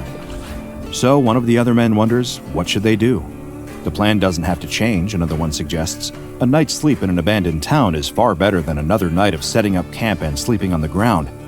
Near the edge of town, they find a tavern and an adjoining hotel. There may not be any staff or other lodgers, but there's a stable for the horses, plenty of beds, and a few unopened bottles behind the bar. That's more than enough for the night. So they tie up the horses, have a few drinks, sing a few drinking songs, and settle in for what is sure to be the best sleep they've had in many, many days. They're so exhausted and so relieved to find shelter that they don't stop for one moment to wonder what might have caused the residents of Fredericksburg to abandon their homes all at once. Ghost towns don't come out of nowhere, after all. Ghosts have to be made. But exhaustion is a powerful thing, and the allure of a soft, if dusty bed is hard to resist when one's bones are aching and eyelids are growing heavy. So instead of asking questions, they sleep. A deep, blissfully ignorant sleep. A few hours later, one of the men suddenly wakes, jolted from slumber by a horrible high-pitched neigh. One neigh quickly becomes a chorus as more voices join in. The horses, something's wrong. He jumps out of bed and runs down to the stable, expecting to see a rattlesnake or a coyote, or perhaps a thief who snuck into town to loot the empty houses. What he finds is far more disturbing than he ever could have anticipated. The horses are in a state of sheer panic, stamping their hooves and tossing their heads back, eyes rolling wildly in their sockets. As he attempts to find the source of their terror, the man realizes that there are fewer horses in the stable than there were when the men went to bed. Did the others somehow escape? He turns to inspect the stable and sees 7 piles of clean, white bones where there once were horses. 1 pile of bones for each missing horse. It's impossible, but he's looking at it with his own eyes. Something was in here with the horses. It attacked, and it devoured them whole and left only the bones behind. What sort of creature could have done this? None that he wants to meet, that's for sure. There isn't anything in the stable anymore, no threat that he can see. He needs to get back inside and warn the rest of the men before whatever did this decides to come back. The other soldiers aren't thrilled to be woken up in the middle of the night, and they're even less thrilled when they hear the wild story of what the man saw down there in the stable. But still, they've never seen him so afraid. So they reluctantly pull themselves out of bed, and some of the less bleary-eyed men agree to join him in investigating the situation. While they head down to the stable to look for potential danger, the rest of the men roll back over in bed and close their eyes. No use losing sleep over a situation that's as good as handled. They'll take care of the snake or would-be thief or what have you, and come morning, it'll all be fine anyway. Down at the stable, the horses have calmed down. Whatever preyed on the 7 horses reduced to bone, it's gone now. But even though the horses have stilled, the soldiers do not feel comforted. There's still the mystery of what could have done this. They were afraid of what they might find when they came down to investigate, but finding nothing is somehow worse. They were only asleep for a matter of hours before the horses started screaming. What manner of beast or man could have done away with 7 horses in that time? There isn't an animal they can conceive of capable of feeding so efficiently. Sure, a wolf can kill quickly, but to kill 7 times in a row without a sound, without a fight, and to clean the bones of any speck of meat, all without being caught, it seems like the work of something beyond the natural world. One of the more superstitious soldiers, pale and trembling, suggests that the abandoned town must be haunted by a vengeful and hungry spirit. It demanded an offering in exchange for their trespassing here, and took the horses as a sacrifice. The others laugh at him, but secretly, they're just as frightened as him. They're supposed to be brave in the face of the unknown, but it's the dead of night in a town with no people, and something is eating the horses. Meanwhile, back in the hotel, many of the other men struggle to get back to sleep. They're exhausted, the remnants of sleep still clouding their eyes and weighing down their heads, but the insistent, nervous pounding of their hearts is keeping them awake. They are suddenly acutely aware of the complete silence that surrounds them. In the dark, they can't hear anything but their own breathing, quick and shallow. Then, suddenly, another sound breaks through the quiet. It's a soft sound, like a tide rushing ashore. Sand on sand, the flow of something. A gentle, scraping sound. What is that? Could it be the wind? Doesn't sound like any wind they've ever heard. For one thing, it's coming from inside the building. For another, it's getting closer. One curious soldier climbs out of bed to seek out the source of the noise. He opens the door to his room, squinting to make out shapes among the shadows. At first, he thinks the motel must be flooding. Something's pouring into the hall, spilling across the floor and flowing closer and closer. But as it approaches, he sees that it isn't water at all. It's sand. He can't see where it's coming from or how it came into the building in the first place, but that doesn't matter. It's slowly filling the building, and more importantly, it seems to be headed straight for him. Instinctively, he jumps back into his room, slamming the door shut to block the flood of sand. But he didn't account for the crack under the door. And as he watches, the sand begins spilling into his room from beneath the door. It moves as if it were alive, creeping across the floor toward him. He scrambles backward, jumping onto the bed to avoid the tide of sand. Still, it advances closer and closer, piling up until it can reach him there. There's no doubt about it. This is no ordinary sand. It isn't just filling the room at the urging of gravity or some sort of indoor storm. It's deliberately creeping, advancing, hunting. He glances around the room, desperate for a means of escape, but there's nowhere to run. The only way out is the door, blocked by the ever-increasing tide of sand. It rises to the height of the bed, spilling onto the mattress and preparing to engulf him. He isn't certain what will happen to him when it does, but he's looked death in the face enough times to recognize it on sight. The sand is covering his feet now, climbing up his legs, ready to cover his body and swallow him whole. He opens his mouth to scream, and sand pours through his lips, filling his throat and lungs. He collapses onto the bed under the weight of the assault, and he disappears. One of the sleeping soldiers wakes to the sound of a scream from the next room. He goes to sit up, but finds his arm is strangely heavy. He looks over and is shocked to see that his arm is covered with sand. And the sand is moving, undulating on his arm like a swarm of tiny creatures. He tries to shake them loose, but for some reason, his arm feels paralyzed. With his other hand, he swipes at the sand, brushing it away as quickly as possible to reveal the arm beneath. When he can see it, he wishes he couldn't. Bone, a skeleton hand poking from beneath the sleeve of his nightshirt. He flies into a blind panic, stumbling out of bed, his bone arm dangling useless at his side, and fumbles with the doorknob, desperate to escape. But the sand is relentless, already swarming around his feet and weighing him down. Before he can take a single step out of the room, the swarm of sand overtakes him, and he is buried in a living grave. Throughout the hotel, once thought to be abandoned, but now clearly occupied by something hungry, the men flee their rooms, abandoning belongings to the flood of sand. As they run, they see more and more sand pouring into the walls like waves and waves of water ready to drown them. They pull on their boots to protect their bare feet and sprint as fast as their legs will carry them, jumping and weaving around the piles of sand to avoid being eaten until they make it outside. There, the other men have begun to prepare the horses, the horrified screams from inside having served as a pretty clear indication that it is time to take their leave. As they mount their horses and prepare to flee, they realize that 4 men are missing from their ranks. One soldier suggests that they run back inside, perform a rescue mission, and try to recover the missing 4. But it is obvious that no one wants to step foot back into that sandy den of death. They don't want to leave any men behind, but the choice is between 4 men and all of them. The sight of another wave of sand pouring through the hotel's door makes up their minds for them, and they climb onto their horses, some riding 2 men to 1 horse, and gallop out of Fredericksburg into the night. The 4 men lost to the sands will never be seen again, joining the rest of Fredericksburg's ghosts. Though it wouldn't be classified for many more years, these unfortunate men had encountered the deadly appetite of SCP-165.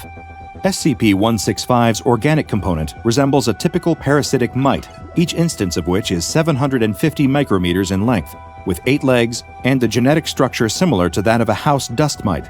The main difference between these organisms and the dust mites they resemble is their hermit crab-like tendency to attach grains of sand to their backs for an as-of-yet unknown purpose.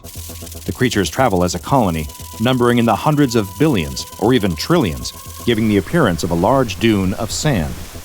In spite of their tendency to move as a pack, SCP-165 instances do not cooperate with one another. Instead, they act in competition with each other, fighting over food with an insatiable appetite. Much like mosquitoes, these mites detect their prey by sensing carbon dioxide and sugars in the air. Once this prey has been sniffed out, the mites will use their legs to climb over each other, rolling toward their target until they have enveloped it. The bite of SCP-165 releases a numbing chemical toxin, similar to the toxins found in mosquito and flea bites. The subject will be unable to tell that millions of mites are biting at their flesh until it is far too late.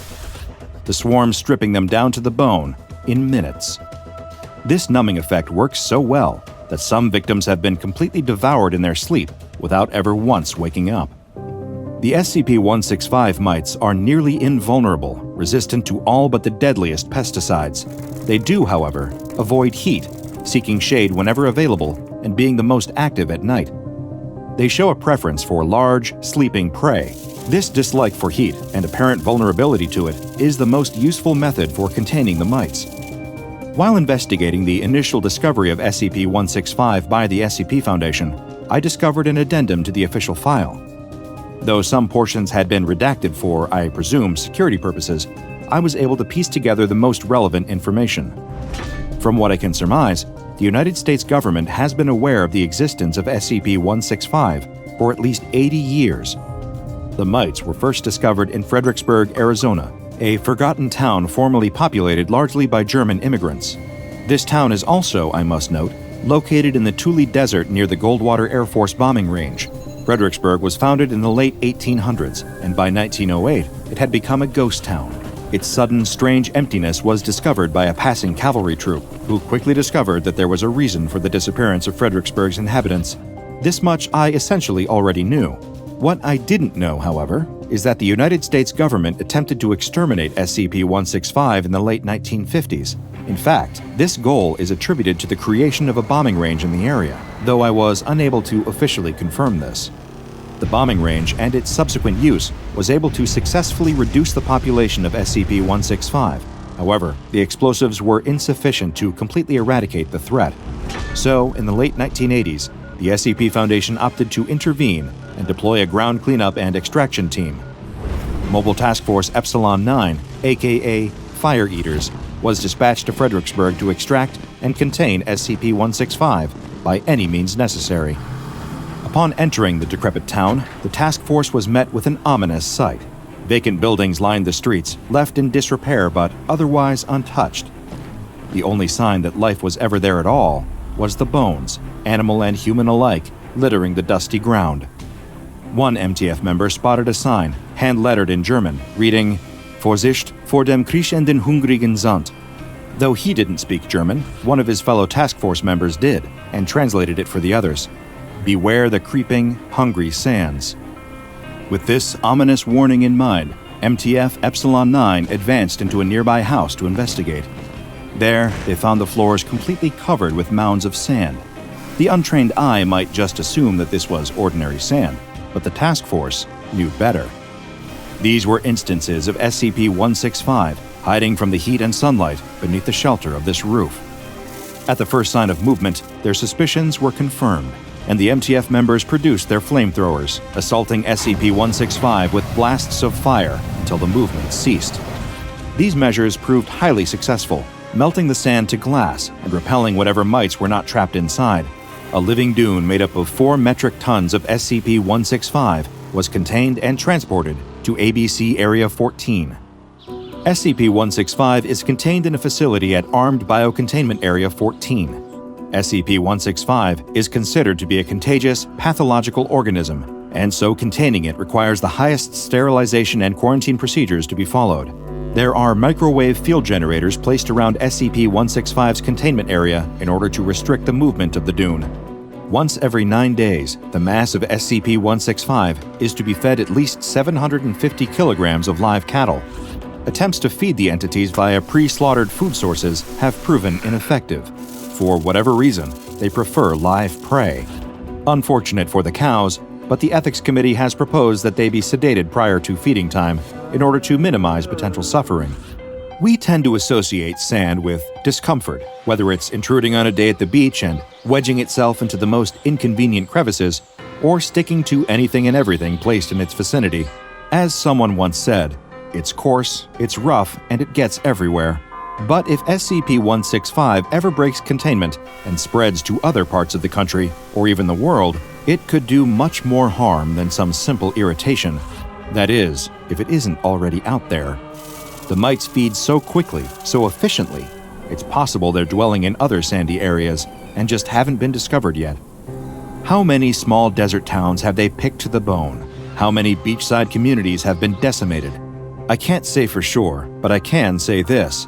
Next time you take a trip to the shore and decide to feel the sand between your toes, make sure to look down from time to time, just to make sure your toes are still there.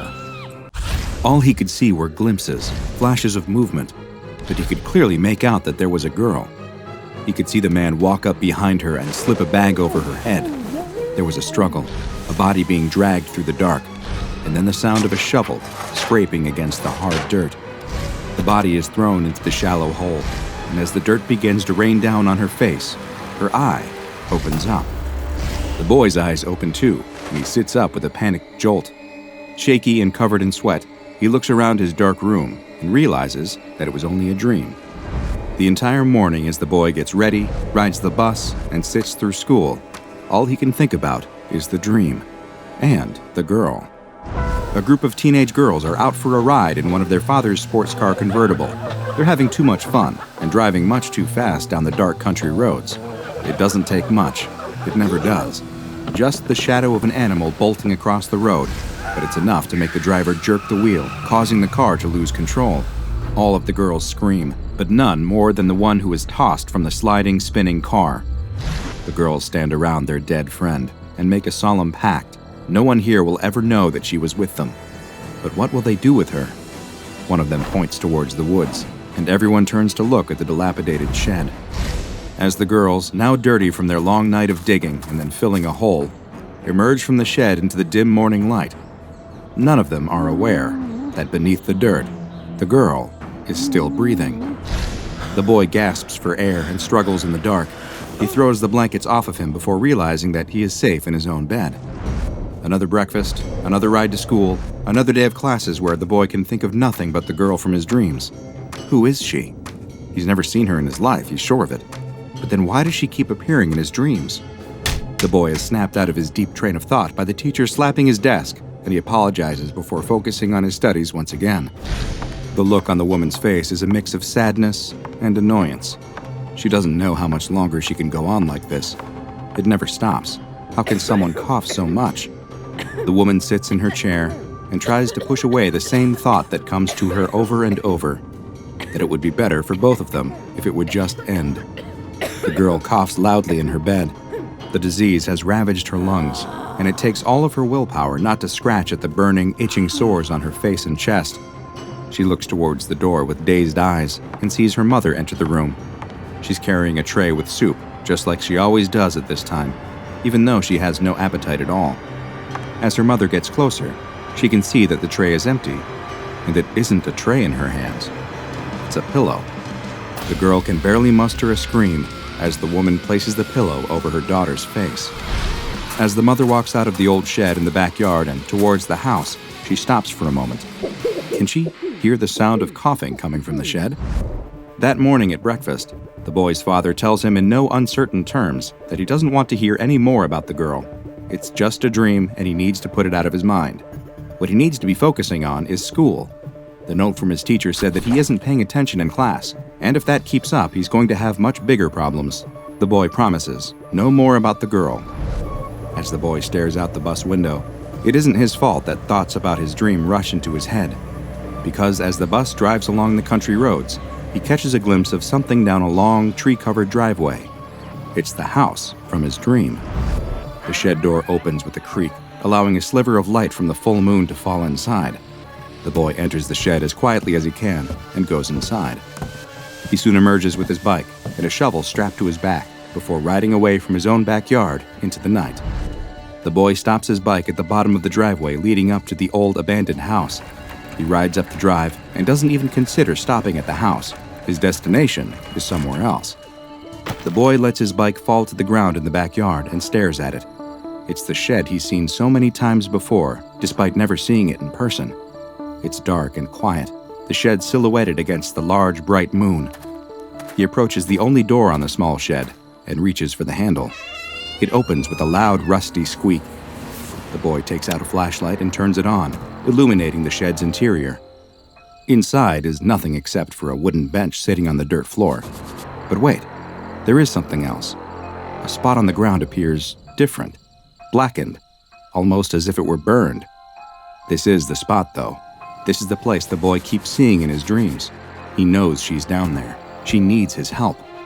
The boy thrusts his shovel down into the dirt, but it doesn't even scratch the surface. The ground is cold and hard. He strikes down again, and the shovel pierces into the dirt. The shovel suddenly falls to the ground, though, as the boy begins to cough. He drops to his knees as the coughing becomes a fit. He can't stop, and now he can't breathe. It feels like his throat is filling with something. He falls to the ground, still coughing as he feels whatever is filling his throat and lungs moving and vibrating. The final great hacking cough, he unleashes a swarm of creatures from his mouth. He lies in the dirt, struggling but unable to get any air, as the buzz of thousands of locusts drowns out his final noises. It's no surprise that what this young man ran into wasn't a dream at all, but an interaction with an anomaly that has since been classified as SCP-4595, but also has the quite simple and appropriate name of Witch. SCP-4595 is the designation given to a small room located inside of a woodshed that is itself found behind a home near the town of Jasper, Indiana. The house appears to have been abandoned for some time, and there are no reliable records of who the home's most recent or original owners were. The only item inside the woodshed is a simple, rough-hewn wooden bench, though at the time of the anomaly's discovery, 2 other objects were found as well. The first was a small shovel, the type that might be used for gardening. The shovel appears to be ordinary in every way, except for the very tip, which has what looks to be a blood stain on it, though tests have been unable to retrieve any genetic material from the discoloration. The second object was a small human skeleton. The body of the deceased person was removed from the woodshed, and an autopsy revealed that it had belonged to an adolescent male, roughly 11 to 13 years old. While the exact cause of death was unable to be determined, it is extremely likely that it was due to the anomalous effects that SCP-4595 produces, but more on those in a moment. Further examination of the woodshed reveals that the word witch has been scrawled on the door with charcoal, though it is unknown who wrote the message and whether it is meant to serve as a warning or has some other purpose. It is highly likely, though, that the word is referring to the final element of SCP-4595, the body that is buried beneath the woodshed's dirt floor. Ground-penetrating imaging tools were brought in to investigate the shed, and researchers discovered that underneath one portion of the floor that appears to have been scorched at some point, a body is buried roughly 1 meter beneath the surface. which has since been designated as SCP-4595-A. Scans have revealed the body to be a humanoid figure, vaguely feminine in appearance. Its limbs are twisted in a painful and unnatural manner, and there are several large wounds present on its face, chest, and neck. But perhaps strangest of all is that despite evidence at the site pointing to the location not having been disturbed for many years, the corpse buried beneath does not seem to show any signs at all of decomposition, still appearing as it most likely did at the time it was interred in the ground. You are most likely asking yourself why the SCP Foundation has relied solely on subterranean imaging in order to assess the state of SCP-4595-A, and why they don't simply dig up the anomalous corpse. The reason why they haven't is due to the anomalous effects present at the site. Testing on SCP-4595 has concluded that anyone who enters the shed and remains there for any substantial amount of time will begin to experience a number of effects. First, they will start to feel paranoid, getting the impression that someone is watching them. This purely mental effect is quickly followed by a physical one, where the individual's skin will start to itch. Those who linger in SCP-4595 long enough will eventually begin to violently scratch at themselves in an attempt to relieve the itchiness. These effects, while very uncomfortable, will eventually subside if they leave the location, and it is very likely that they are meant to serve as a warning of what will happen if one partakes in the most dangerous aspect of SCP-4595, which is disturbing the body buried beneath it. Anyone who attempts to impact SCP-4595-A by attempting to dig it up or otherwise remove it from the location will quickly experience a horrendous anomalous effect. The individual will soon find that they are experiencing a shortness of breath, and soon will begin coughing and choking and be unable to breathe at all. This is due to a phenomenon in which any empty space in their chest cavity, lungs, airways, stomach, and intestines will completely fill with Schistocerca gregaria, better known as the desert locust. The insects will continue to appear within the individual's body until they expire, a process that typically takes mere minutes. Any locusts that manage to escape the individual's body, most often through the mouth and nose, will disappear into a vapor that quickly dissipates the moment they cross the threshold of the woodshed's doorway. So far, no method has been determined that can prevent any of SCP-4595's effects, and for the time being, no personnel are allowed to enter the anomalous shed except for testing purposes. But even in those cases, the disturbance of SCP-4595-A is not allowed. Due to the relative ease with which the Foundation can secure the site and is able to prevent anyone from entering, it has been classified as safe, with the additional disruption class of Dark and the risk class of Warning. Just what is SCP-4595? Is the SCP-4595-A body a victim, doomed to an eternity beneath this ramshackle shed? Or is it a monster, sealed away for some unknown purpose, the only warning for us to stay away being a single word on the door? Maybe one day we'll finally know the answer to why SCP-4595 is only known as the Witch.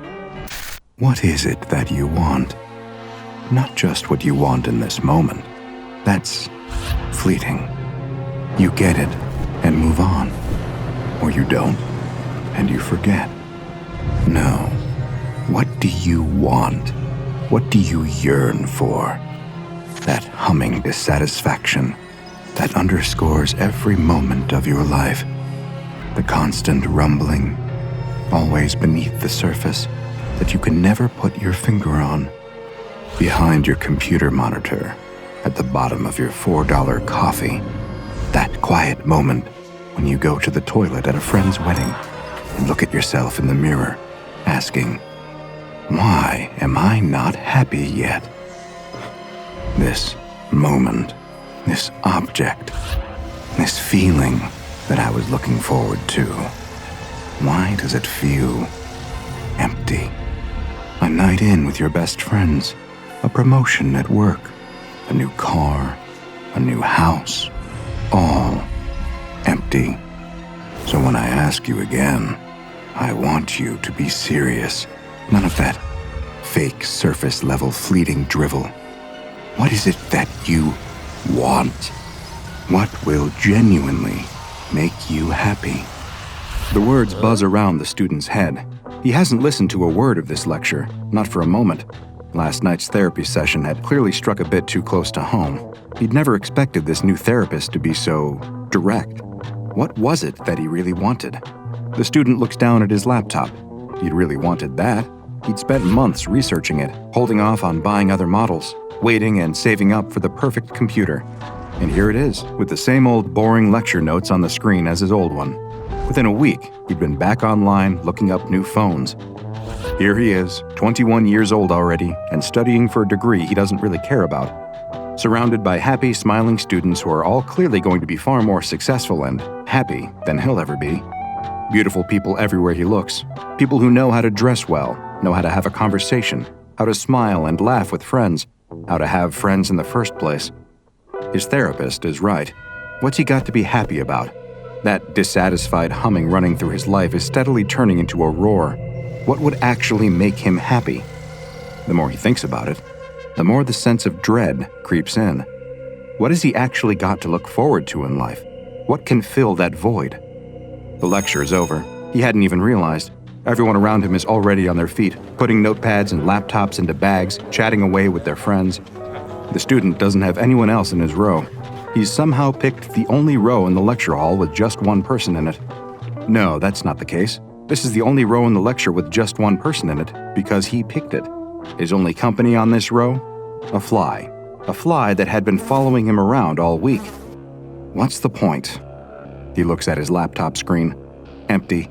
His phone buzzes. It's his mom. He declines the call. Swinging his bag onto his shoulder, the student makes his way to the door. A group of guys up ahead are chatting loudly as they open it. One of them half glances back over his shoulder. He stops in the doorway, holding the door open. The student looks around. No one else was with him. Who's this guy holding the door open for? "You okay?" the guy asks, looking straight at the student. His eyes are very blue. The student rushes through the doorway, muttering a "thank you" on his way through. His phone starts to ring again in his pocket. He sits up alone that night. He does the same most nights. Even if he wanted to, he wouldn't be able to fall asleep. Sharing a house with 7 other people, there's a party happening in one part of the house pretty much every night. The thumping bass is the only sound to reach the student as he sits quietly at his window, looking out at the bags of trash lining the street and the couple across from him arguing on their porch. The little fly in his room is the only one keeping him company, not buzzing around or trying to escape through the glass, just sitting there next to him, watching the world go by. What is it that you really want? The words ring around in his head again. Tell me what will make you truly happy. What is it? I think I just want someone to love me, the student says quietly. He sits quietly by the window for a few more minutes, not noticing as the little fly next to him catches fire and rolls onto its back, legs curled in the air. The student just goes to bed. Nothing's ever going to change, is it? A week later, the student is back in that same lecture again. He arrived early this week, sitting down and unpacking his stuff a good 15 minutes before they were due to start. Surreptitiously as he can, the student glances over at the door every time he hears it swing open. It's the usual procession of beautiful, happy people, each one dressed exactly how they want. Personalities, goals, and aspirations filling each of them. He looks down at his outfit. Gray. The lecture starts, but the student still can't quite focus. He keeps his head half turned towards the door the whole time, waiting. 10 minutes go by. Nothing. He slumps down in his chair and starts taking notes, just as the door softly creeps open behind him, making a gentle hushing noise on the carpet. The student turns. There he is, the guy from before with the blue eyes. The student tries his best to swallow his grin. He's the only one in his row. If he can just get the guy's attention, maybe he'll come and sit with him. But no, that's a stupid plan. Why would anyone want to come and... The bag lands in the seat next to him. The student turns to see those same piercing blue eyes. "Anyone sitting here?" the guy whispers. The student opens his mouth to reply, but the words get stuck. After a second, he manages to shake his head. The guy with the blue eyes grins and sinks into the seat. After a moment, he asks if he can borrow a pen. That's funny. The student can see a pen right there in the side pocket of the guy's bag. Why would this guy choose to sit with him? There are plenty of free seats in this lecture hall. They're everywhere. One thing's for sure, the student definitely can't talk to this guy afterwards. No way. He's too weird, it'll be obvious. No one ever wants to have a conversation with him. Everyone he talks to is always sidling their way out of the room after just a couple of minutes. Besides, what if this guy finds out what he's really like? That he's been seeing a therapist. Not just a therapist. That would be pretty normal. Normal people do that. No, what if this guy found out that his therapist was a fly? A fly that had been following him around, that he'd been talking to every night before bed. A fly that had been asking him what his deepest desires were. A fly that he'd woken up to find dead and burnt on his windowsill this morning. Nope, no way is he going to have a conversation with this guy. It would just be a disaster. There's no other option. He has to call his mom. As soon as the lecture is over, he'll call her and deal with whatever it is she has to say. He takes the phone out of his pocket and stealthily gets his mom's contact details up, ready to hit the call button as soon as the lecture finishes. There, the final slide. The student hits dial and immediately turns away from the blue-eyed guy next to him, getting up and putting it to his ear. He shoulders his bag and marches out of the lecture hall, not looking back until he reaches the little square of grass outside where he sits. His heart doesn't stop hammering until he's sitting there. His mom takes a long time to pick up. When she does, it's clear that she's been crying. Not this again. The student swallows and prepares for her to start ranting. Only she doesn't. Instead, she just asks where he is and if she can drive over and get a coffee with him. He says yes, hangs up, and looks down at the phone, brow furrowed. What's she got to say to him this time? A shadow falls over him. Turning, the student just sees two blue eyes. The guy is holding out the borrowed pen, a gentle smile on his face. His mom doesn't come for coffee in the end. Instead, she invites herself over to his house. It's the first time she's visited. As they make their way up all the flights of stairs to his floor, the student holds his breath, waiting for her to start complaining about the cigarette butts, ashtrays, and pizza boxes lining the hallways. But she doesn't. She doesn't say a word. He closes the door to his room behind her, and she lets out a sympathetic little sigh looking around. He probably should have tidied first. Here it comes. He can feel it. She's about to start lecturing him on his dirty clothes, leftover dishes, his unmade bed. But no, she just quietly picks up a sweater and starts folding it. Then another. As she tidies his room, she shoots him a sad little smile. This house really won't do. He explains to her that it's all he can afford at the moment. Well, then let me help you so you can find somewhere better. What's going on here? He doesn't know how to react. This is surely one of her games. Any second she's going to lash out at him. But no, she just gently brushes the dead fly off the windowsill into the trash and turns to him. They stand across the room from each other, the same way they always have, 8 feet between them, plenty of space, not too close. She closes the distance and pulls him in for a tight hug. As his mom buries her head in his chest, he notices for the first time how short she really is. Has she always been that height? Didn't she used to tower over him? Her muffled voice speaks into his chest, right into where his heart is beating. I'm so sorry for how I responded before. I didn't know what to say. You're my son, and I'm proud of you. I always have been. You love who you love. Don't let anyone take that away from you. Even your silly old mother. For a long time, the two of them stand there, crying together. It is a busy week moving everything into his new apartment. It's still a pretty basic place, but at least it's his own. The neighbors are quiet, the street is clean, and there are no flies. By the time the student sits down for his lecture, he's completely exhausted. He barely registers the bag landing on the floor next to him and the guy sitting in the seat. He's so tired, in fact, that the conversation catches him off guard. He hadn't prepared anything to say. But suddenly, they're talking. About the weather at first. It's sunnier now. Then about the class. Then why they chose to study here. Then their teenage years. Then their homes and families. The lecture starts, but the two of them keep muttering away to each other in hushed tones. The student cracks a joke, and the guy with blue eyes laughs.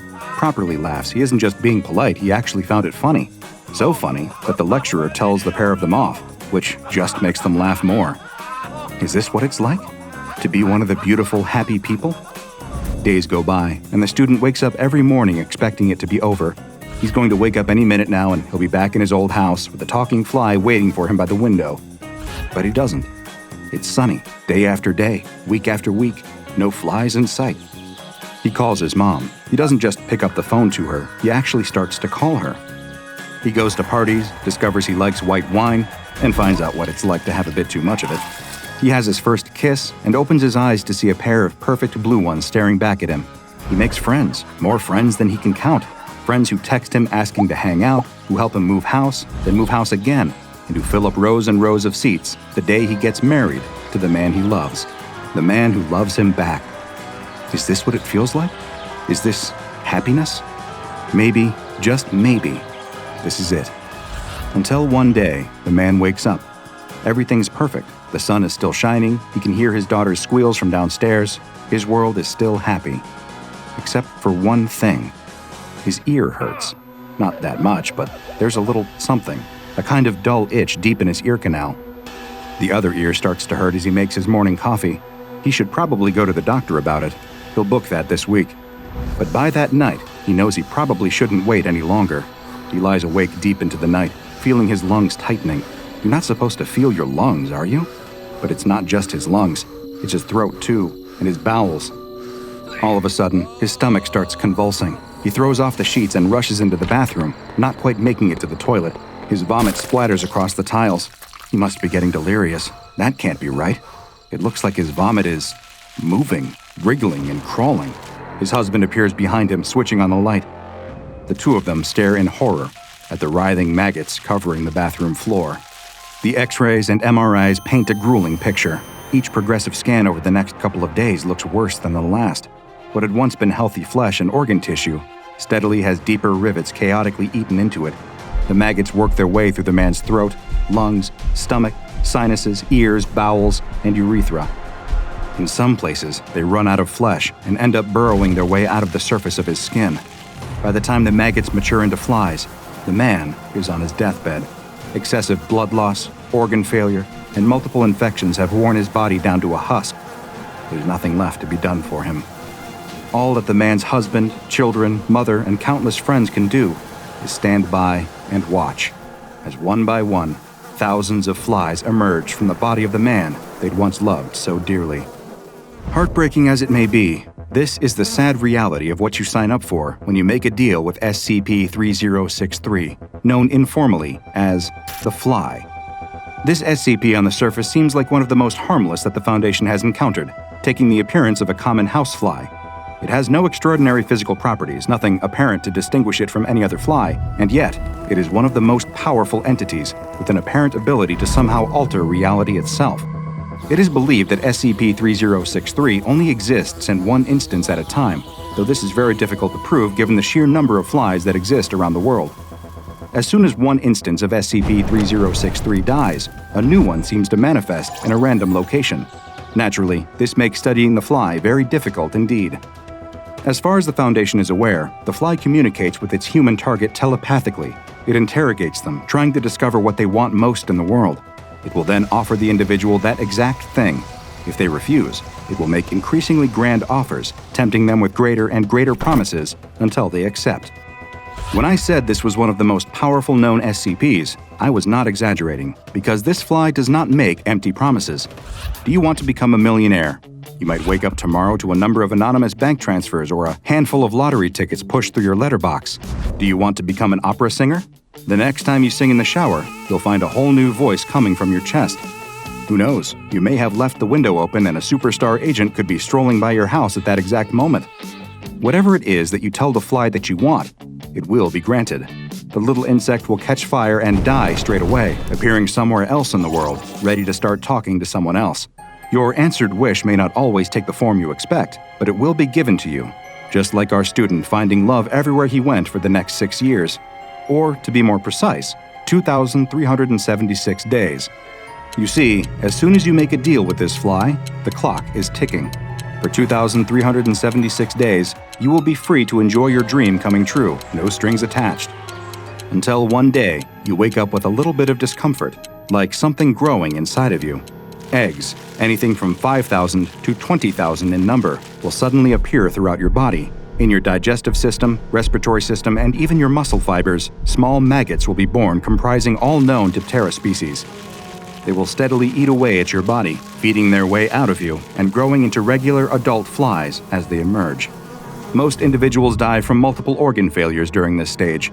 It can often be difficult to identify the exact cause of death, as the attack on the body's central systems is so absolute, devastating, and swift. If the individual dies before the 2,376th day, then the process is halted and the flies die along with them. Attempts to contain SCP-3063 have all proven unsuccessful. To date, 6 members of SCP Foundation personnel have been targeted by the fly. Each of them have tried to make a different wish to contain the fly, but each has had a loophole exposed.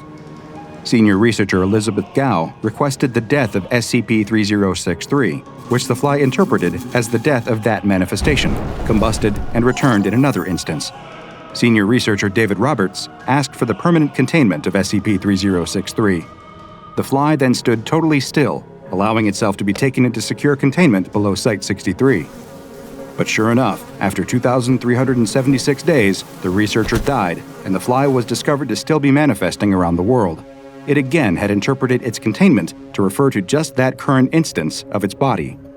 A later researcher requests knowledge of how SCP-3063 functions, at which point the fly combusted and a document containing all known information about SCP-3063, everything I am telling you now, appeared before the researcher, who later died. The penultimate test conducted by SCP personnel proved to be the most chilling. Dr. Patrick McGann asked the fly if it could provide clear, understandable knowledge of SCP-3063 other than knowledge currently possessed by the SCP Foundation. The results of that exact experiment and the next one were provided for him, including details of his own death, which he immediately fulfilled. Either the fly has some precognizant abilities or is able to directly control events in the world, or both. The final experiment was conducted even though the fly had already provided the results in detail ahead of time. Dr. Jonathan Mabry simply asked, "Is there even a choice?" before suffering a severe pulmonary embolism and dying on the way to the hospital. Research indicates that SCP-3063 has been operating for over 4,000 years, with evidence of instances being discovered as far back as early Canaanite settlements. However, many theorize that the fly has been with us a lot longer than that. Unless future containment efforts are more successful, SCP-3063 will likely remain one of the most powerful and prolific entities outside of containment. So next time you see a fly buzzing around your room, it might be in your best interest to leave it alone. A truck pulls up in front of a quiet suburban home. The faded sign on the truck's flank reads, "Exterminator." It's not the most glamorous job, but hey, someone's got to do it. In all his years of extermination work, this exterminator has seen it all: ants, termites, rats, but he's never taken a job that he couldn't handle. As he looks out at this sprawling suburban home, he can't help but notice the nicely manicured lawn and the beautifully sculpted topiaries. The trash cans are neatly stacked on the curb, ready for pickup. It doesn't look like the sort of home that would have a vermin problem. But then again, this exterminator knows better than anyone that looks can be deceiving. People often think that only run-down slums will attract vermin, but he knows that even the cleanest kitchens can still have a problem with unwelcome invaders. He jumps from his truck and walks up to the front door, carrying his equipment on his back and a clipboard in his hands. He quickly reviews the specifics of this job from the paper on his clipboard. A woman called his company complaining about a major cockroach infestation, demanding that they send someone right away. He remembers that she sounded downright frantic on the phone, much more agitated than you would expect from a little cockroach problem. Then again, he thinks some people just really don't like bugs.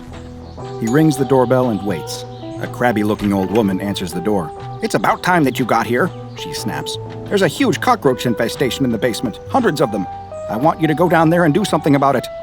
"Absolutely, ma'am," says the exterminator politely. Part of his job is assuaging frantic customers. He's used to this sort of thing. So many homeowners are absolutely terrified of insects that they fall to pieces at the sight of a spider or a cockroach. He's accustomed to dealing with all manner of creepy crawlies, so he's not at all worried. He's sure this will be an easy job. "You're in good hands with us. We'll kill those roaches dead," he says, recalling the company slogan that he's required to repeat. "They're in the basement," says the old woman. "I've tried to kill them, but there's too many of them, and they're too fast. I'm way too old to be running after a bunch of bugs. It tires these old bones out. I was down there with a spray can myself, but I just keep getting too tired to keep it up. It's almost like those bugs were making me sleepy." "Of course, ma'am." The exterminator can barely keep from rolling his eyes as this old woman continues to rattle off complaints about the cockroaches in her basement. Of course, there's an easy explanation for all of this. This woman is very old, so she wouldn't be able to run around much without tiring herself out. That's much more plausible than believing that the cockroaches were somehow magically draining her energy. But again, he's used to listening to all sorts of crazy stories from frightened clients, so he doesn't give it much thought. "Then I'll take a look and see what kind of problem you have." The exterminator opens the door to the basement and peers down into the darkness. He gropes blindly for the light switch, and eventually his fingers connect. He flips the switch, and a bare light bulb hanging from the ceiling flickers on. The stairs leading down into the depths of the basement are warped and rickety. He makes a mental note to watch his step as he descends. The boards ominously creak under his feet. The basement is filled with junk, all the accumulated debris of the owner's whole life. He sees piles of cardboard boxes overflowing with old books and raggedy clothes.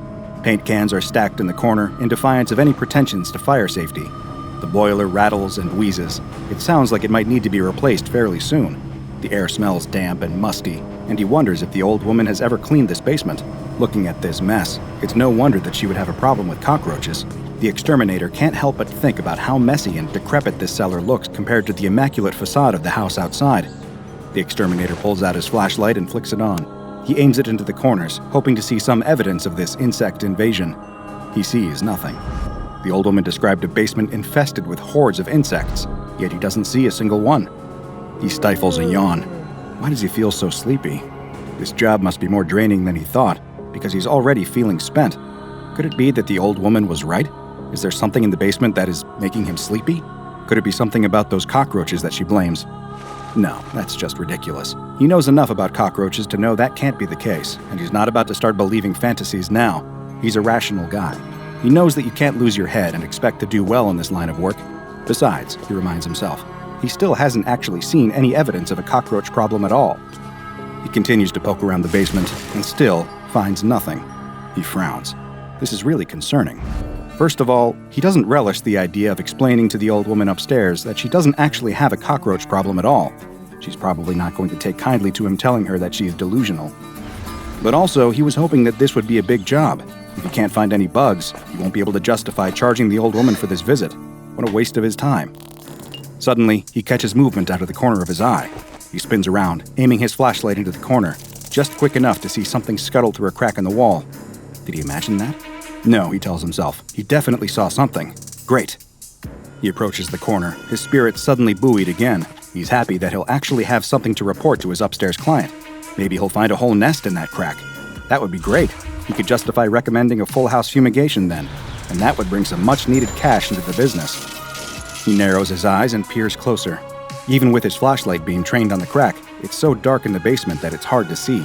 He can see the wooden boards of the house's superstructure through the flaking paint on the wall, and if he squints just right, he thinks he can just see something squirming right there between the boards. Whatever it is, it stops moving when his flashlight beam washes over it. That's very unusual. He knows from experience that when you turn over a rock, bugs will always race for cover. They aren't smart enough to play dead, yet that's exactly what it looks like this insect is doing. He rubs his eyes with his free hand, trying to blink away his sudden sleepiness. He's feeling even drowsier than before, but he really needs to finish this job. He moves in closer, and the cockroach decides to make a break for it. The insect skitters away, desperately trying to worm its little gray body between the boards to escape. The exterminator moves fast. He pulls a pair of tweezers from his pocket and pinches them closed on the squirming insect's abdomen before it can wriggle away. He holds it up close to his nose so that he can get a better look at his prey. The exterminator laughs. He's seen every kind of insect in his time, and he can recognize a cockroach when he sees it. This is no cockroach. He can tell from a glance that he's looking at a perfectly harmless cricket. Like so many people, that old woman must have just panicked at the sight of a bug and assumed it was a cockroach. That's good. Most people don't mind having crickets in their home, so this old lady will probably be happy to hear the news. Then again, is it a cricket?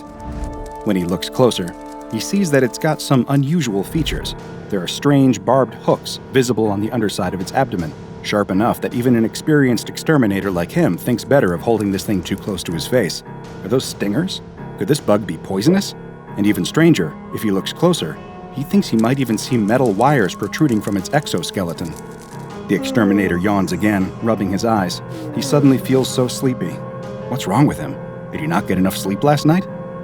I should have had a second cup of coffee this morning, he tells himself. Why can't I keep focused? His words trail off as, all at once, sleep overtakes him. He collapses to the floor with a thud, dropping his tweezers. The cricket bounces free as the tweezers fall from his hands. The cricket drops to the floor and quickly rights itself.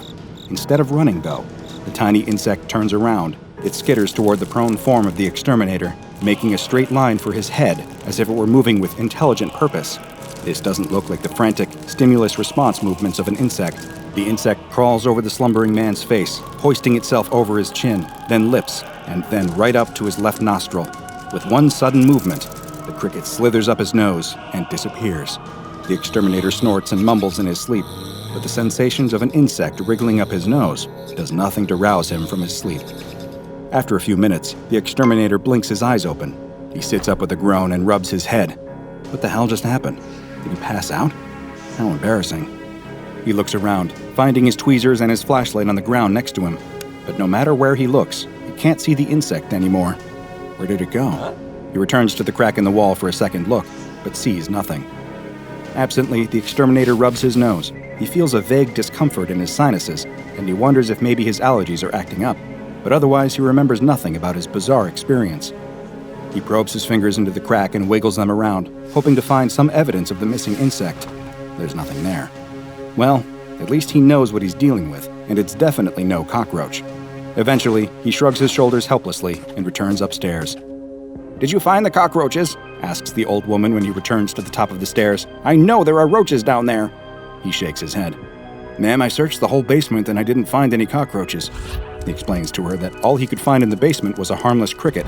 The old woman starts to argue with him, insisting that what she saw in her basement was no cricket, but the exterminator has already made up his mind. This is annoying. He thought that she would be happy to hear that she doesn't have roaches, but now she just wants to make a fuss. He's not going to waste any more time on this nonsense, not when he has real work to do. He shakes his head as he repacks his equipment and prepares to leave. The exterminator returns to his truck and turns the ignition. As he pulls away, his mind is already mulling his next job.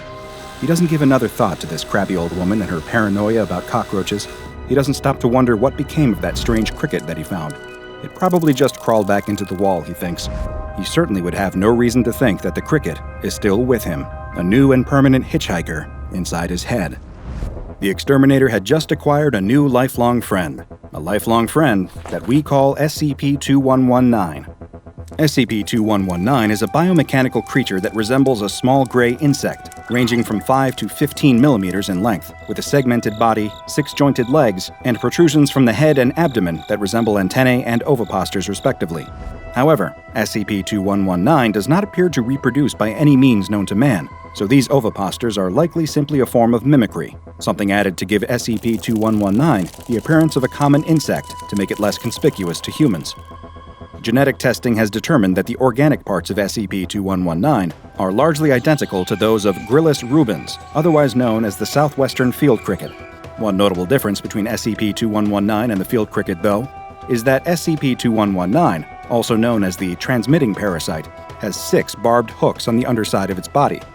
Strangely, SCP-2119 also contains mechanical parts, including silicon parts that do not match any known make and platinum wiring, leading Foundation researchers to assume that SCP-2119 is an artificial life form. At this moment, who made SCP-2119 and why remains a mystery. In many ways, SCP-2119 not only looks like a normal insect, but also acts like one. It apparently possesses extremely rudimentary self-awareness and intelligence comparable to that of its insect brethren, being able to sense potential hosts or detect danger. It displays many normal self-preservation instincts common to insect life. If discovered by a conscious human, it will flee or hide, but it does possess one self-defense measure that no normal insect does.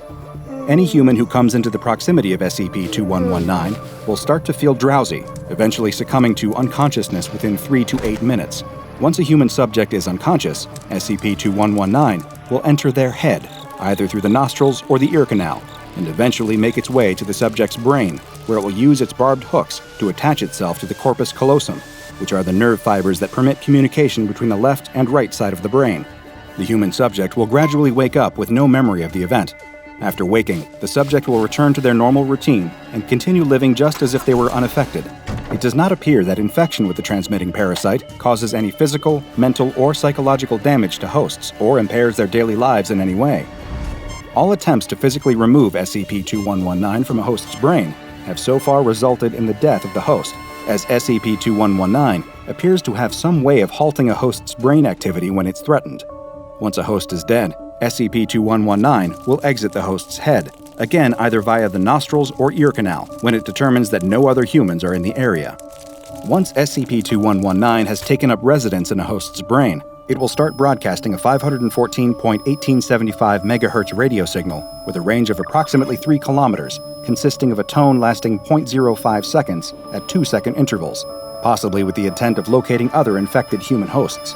Once a connection has been established, specimens will transmit a continuous stream of tones of variable lengths between instances, ranging from 70 Hz to 1,305 Hz, with wavelengths ranging from 480 centimeters to 25 centimeters.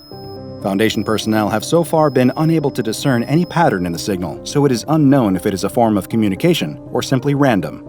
Most insidious of all, SCP-2119 seems able to spontaneously manifest inside human brains without entering through the ear or nose. Humans coming into the proximity of an infected host have a 14% chance of spontaneously manifesting an instance of SCP-2119 in their own brains. Since SCP-2119 has no visible means of reproduction, exactly how it does this continues to baffle Foundation scientists. SCP-2119 specimens are stored individually in hermetically sealed tanks composed of RF-shielded glass and only removed for testing. Tests are to be conducted in hermetically sealed chambers composed of steel-reinforced concrete walls to block SCP-2119's radio transmissions. All personnel handling specimens of SCP-2119 are required to wear Level 3 hazardous material suits to protect them from infection. SCP-2119 was recently updated from the Euclid to Keter designation after a peculiar incident where all known hosts suddenly ceased all movement, respiration, and brain activity, effectively dying. After 7 minutes and 12 seconds, the subjects revived with no ill effects from their apparent deaths and no memory of the incident. During the 7-minute interval, though, the transmitting parasites ceased broadcasting their usual static noises and instead broadcast what appears to have been a casual workplace conversation between two technicians working for whatever entity manufactures SCP-2119. All subjects infected with SCP-2119 began to emit a strange scraping noise from their throats, which agents later determined was the sound of a chair being dragged across concrete. After this, subjects broadcast a conversation between two technicians who appeared to be oblivious to the fact that their words were being transmitted. During this conversation, the two technicians complained about a person named Reich, whom the Foundation assumes might be their supervisor, and afterwards, one of the two was heard asking for and then drinking a can of Coca-Cola. The broadcast abruptly ended when one of the two technicians suddenly noticed that they were live and cut the feed. The name Reich is so far the Foundation's only clue as to who or what is manufacturing SCP-2119, but so far all investigations into determining Reich's identity have been unsuccessful. It is currently impossible to estimate how many people in the general population are infected with SCP-2119, but considering how contagious the parasite is, it is thought to be extremely widespread. Without any known means of deactivating SCP-2119 without killing its host, containment of SCP-2119 is impossible. Who knows? You might already be infected yourself. It's not as if you would notice. The 13-year-old boy gets a running start before leaping across from one moss-covered boulder to another. He barely makes the jump and turns around to admire how far he leaped. He continues along through the woods, hopping over streams and making sure to swing on any hanging vines he can find, whether he needs to or not. He picks up a branch and starts to swing it against a tree, engaging in a life-and-death duel with the evil knight of the woods. After slaying the knight, the boy solemnly salutes his fallen foe before mounting his trusty steed to ride deeper into the forest. He's all alone out here and must be thousands of miles from civilization. The valiant knight unmounts from his horse and walks towards the culmination of his quest, the Tree of Lost Memories. Legend tells that anything buried beneath this tree will cease to exist. All memories of anything associated with the object buried will disappear from the minds of anyone involved, and no one will ever bring them up again or wonder where the memories went. The knight takes a letter sealed with wax from where he was keeping it safely inside of his armor and kneels in front of the tree. He brushes the leaves and dirt away from a spot near the base of the tree and digs a small hole with his hands before placing the letter inside the hole. The boy looks down at the letter, satisfied with his work. He starts covering the letter inside the hole with dirt when he suddenly stands up. Was that a noise? He listens again. It's not just a noise. It's a voice. The knight unsheathes his sword and starts making his way in the direction he can hear the sounds coming from. He follows a game trail through the woods towards the noise. There's no doubt, it's definitely a voice, and he can make it out clearly now. The wheel of history turns, and ages come and pass, leaving memories that become legend. The knight rounds a corner, and the woods open up into a clearing. In the middle of the grassy open area is a stone archway unconnected to any walls. When looking through the archway, though, one doesn't simply see the other side of the clearing. No, inside the archway is a beautiful white alabaster castle perched on rock overlooking the sea, its red-roofed turrets jutting high up into the clouds, and standing next to the archway that seems to lead to another land is an old man dressed in a long flowing robe, a wizard's robe. The boy steps out of the woods into the clearing. What is this old man doing out here? And what's going on with this archway? It really does look like it is showing something it shouldn't be able to. Legends fade to myth, and even myth is long forgotten when the age that gave it birth comes again. Are you talking to me? The boy asks. Venture forth and face your true calling, the wizard responds. You are the one that has been prophesied, but have you what it takes to enter this land of adventure? The boy looks around. There's no one else here. This old man must be speaking to him, right? The boy tosses his stick to the ground and steps closer to the old man in the archway. He can see now that the surface of the archway appears to be shimmering, as if it were a vertical surface of water. Only the truest of hearts may enter the magical archway, but for the fair and brave, a great quest awaits. A quest? For me? The boy asks. But again, the old man doesn't respond. He doesn't seem to be looking at him either. Is this wise old man in the woods blind? The boy gets much closer now, close enough to wave his hand in front of the old man's face, but there's no reaction. He really must be blind. The boy looks back at the portal in the archway. He can see the waves breaking on the rocks and birds flying in the sky. He can even make out, up in one of the highest windows on the tallest tower, what looks to be a girl. She's waving her ribbon in the air. She's beckoning him. She needs the brave knight to come save her. Pursue your destiny and become the hero you were always meant to be. The boy is entranced by the beauty of this land, the castle, the clouds drifting between the white towers, the perfectly blue sea, and the beautiful princess locked in her tower, waiting for him. The boy reaches his hand through the surface of the archway, and it passes through as if nothing were there. But on the other side, it turns into the gauntleted hand of a knight. He pulls his hand back out, and it looks like his own hand once again.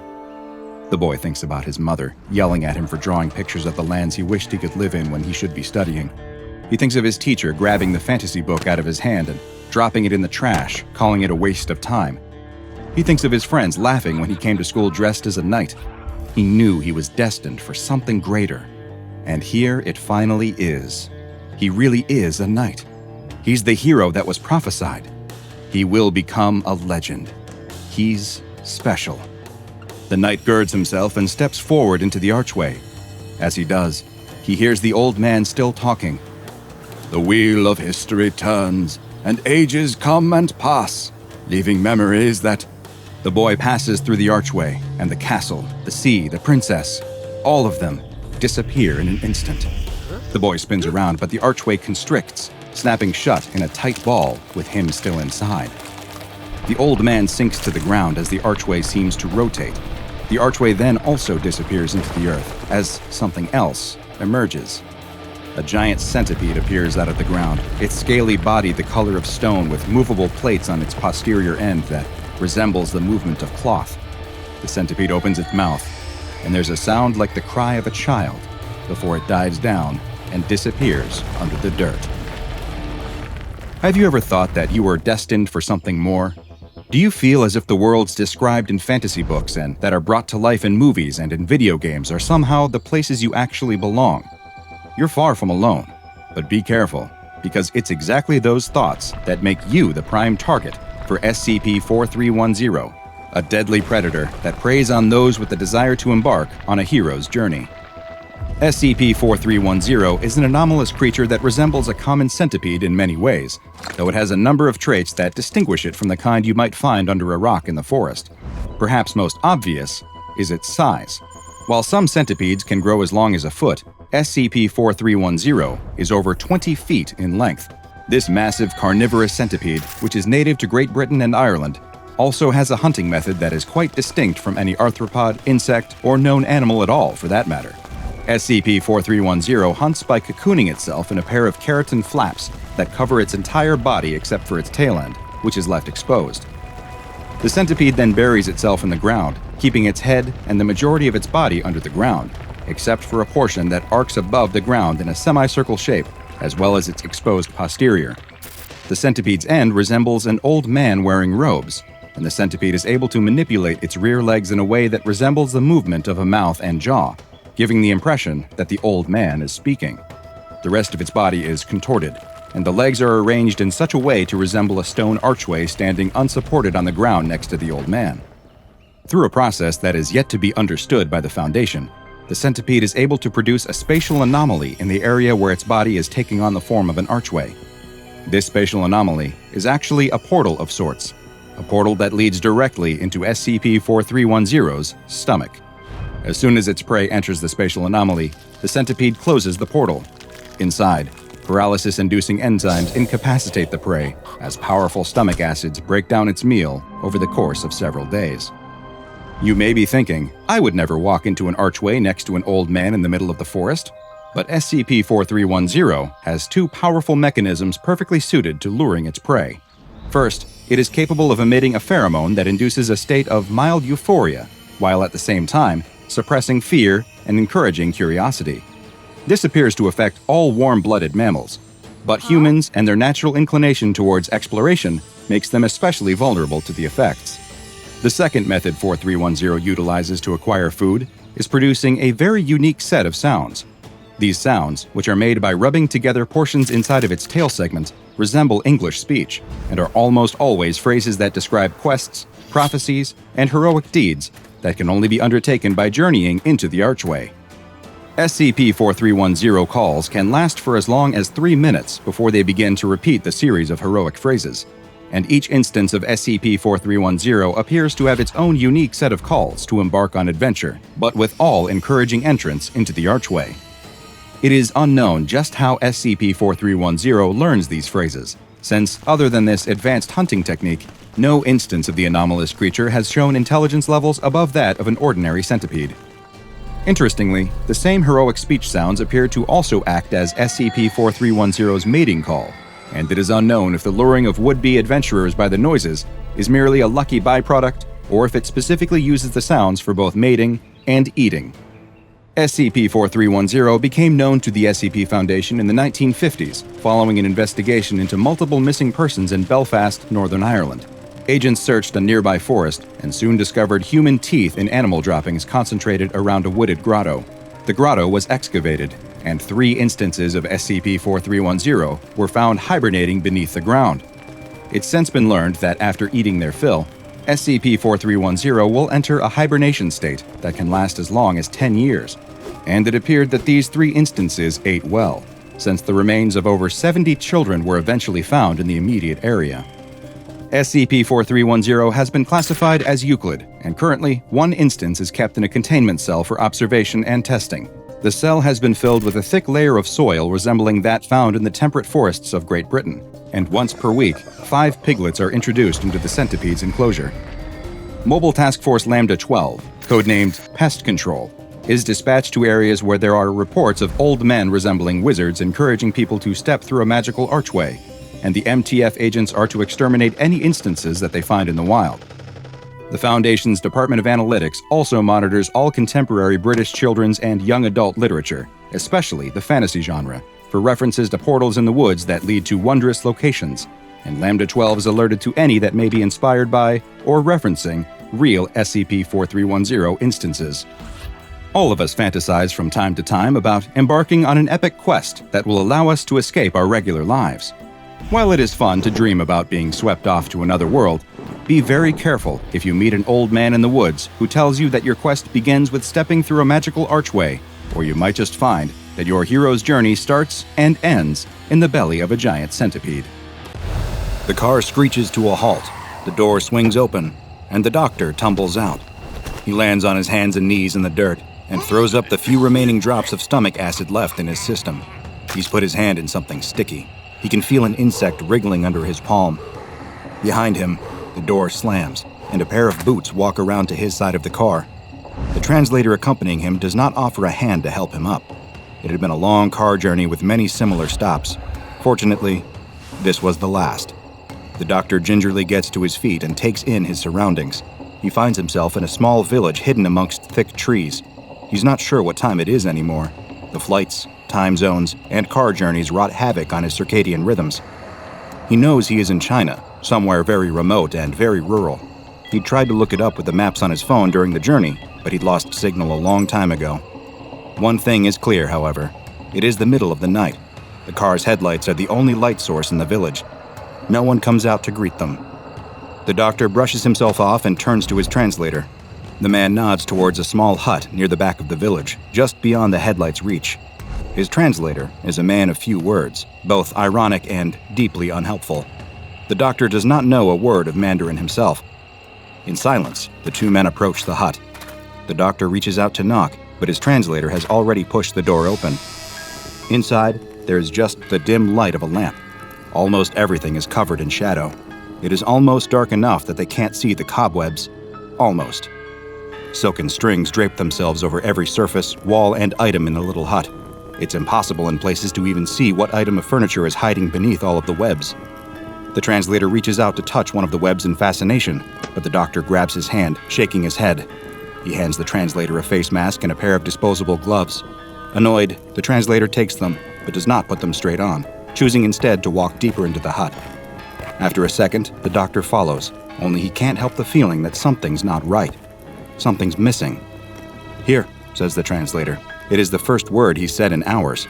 He's standing behind a little curtain looking down at something, as the doctor joins him there and almost retches from the stench. Lying in the bed is an emaciated man. He looks like he hasn't eaten in days. His wrists and ankles are bound tightly to the bed, so tightly, in fact, that his circulation has been cut off. The doctor can see right away the telltale signs of gangrene spreading across his palms. But they're too late. The man isn't moving. His bony chest isn't rising or falling. Worst of all, he must have been dead for a while now. There are sheets of spiderwebs draped over his sallow skin, like some kind of deathly funeral shroud. The translator mutters something in Mandarin. It doesn't take a PhD to pick up on the evident frustration in his voice. A whole night of driving out to the middle of nowhere for nothing. The translator kicks over a wooden stool. The sound is muffled by the thick layer of cobwebs as he storms out of the hut. But something is wrong here. The doctor can't walk out just yet. Toxicology. That's his field. Poisons, toxins, infections, bites. But that's the thing. There are no bites anywhere on this man's body. Head to toe, under the layer of spider silk, there are no welts, bruises, or puncture marks. The only darkened veins standing out are on his fingertips, as they rot away from stagnant blood. Nothing to do with poisons. But there's something else, too. A hut holding a dead body, full of spiders' webs, but yet, no spiders. A scream fills the hut. The bed rocks violently. The doctor looks down in horror to see the dead man is not as dead as he'd appeared. He thrashes this way and that, straining against the ties on his limbs. The doctor calls out for the translator, who appears at his side almost immediately. The translator shouts something in Mandarin, trying to be heard over the dying man's screams, but it's no use. The man throws his head this way and that, trying to bash his chin into his own chest or hit the top of his skull against the nearest wall. It is no use.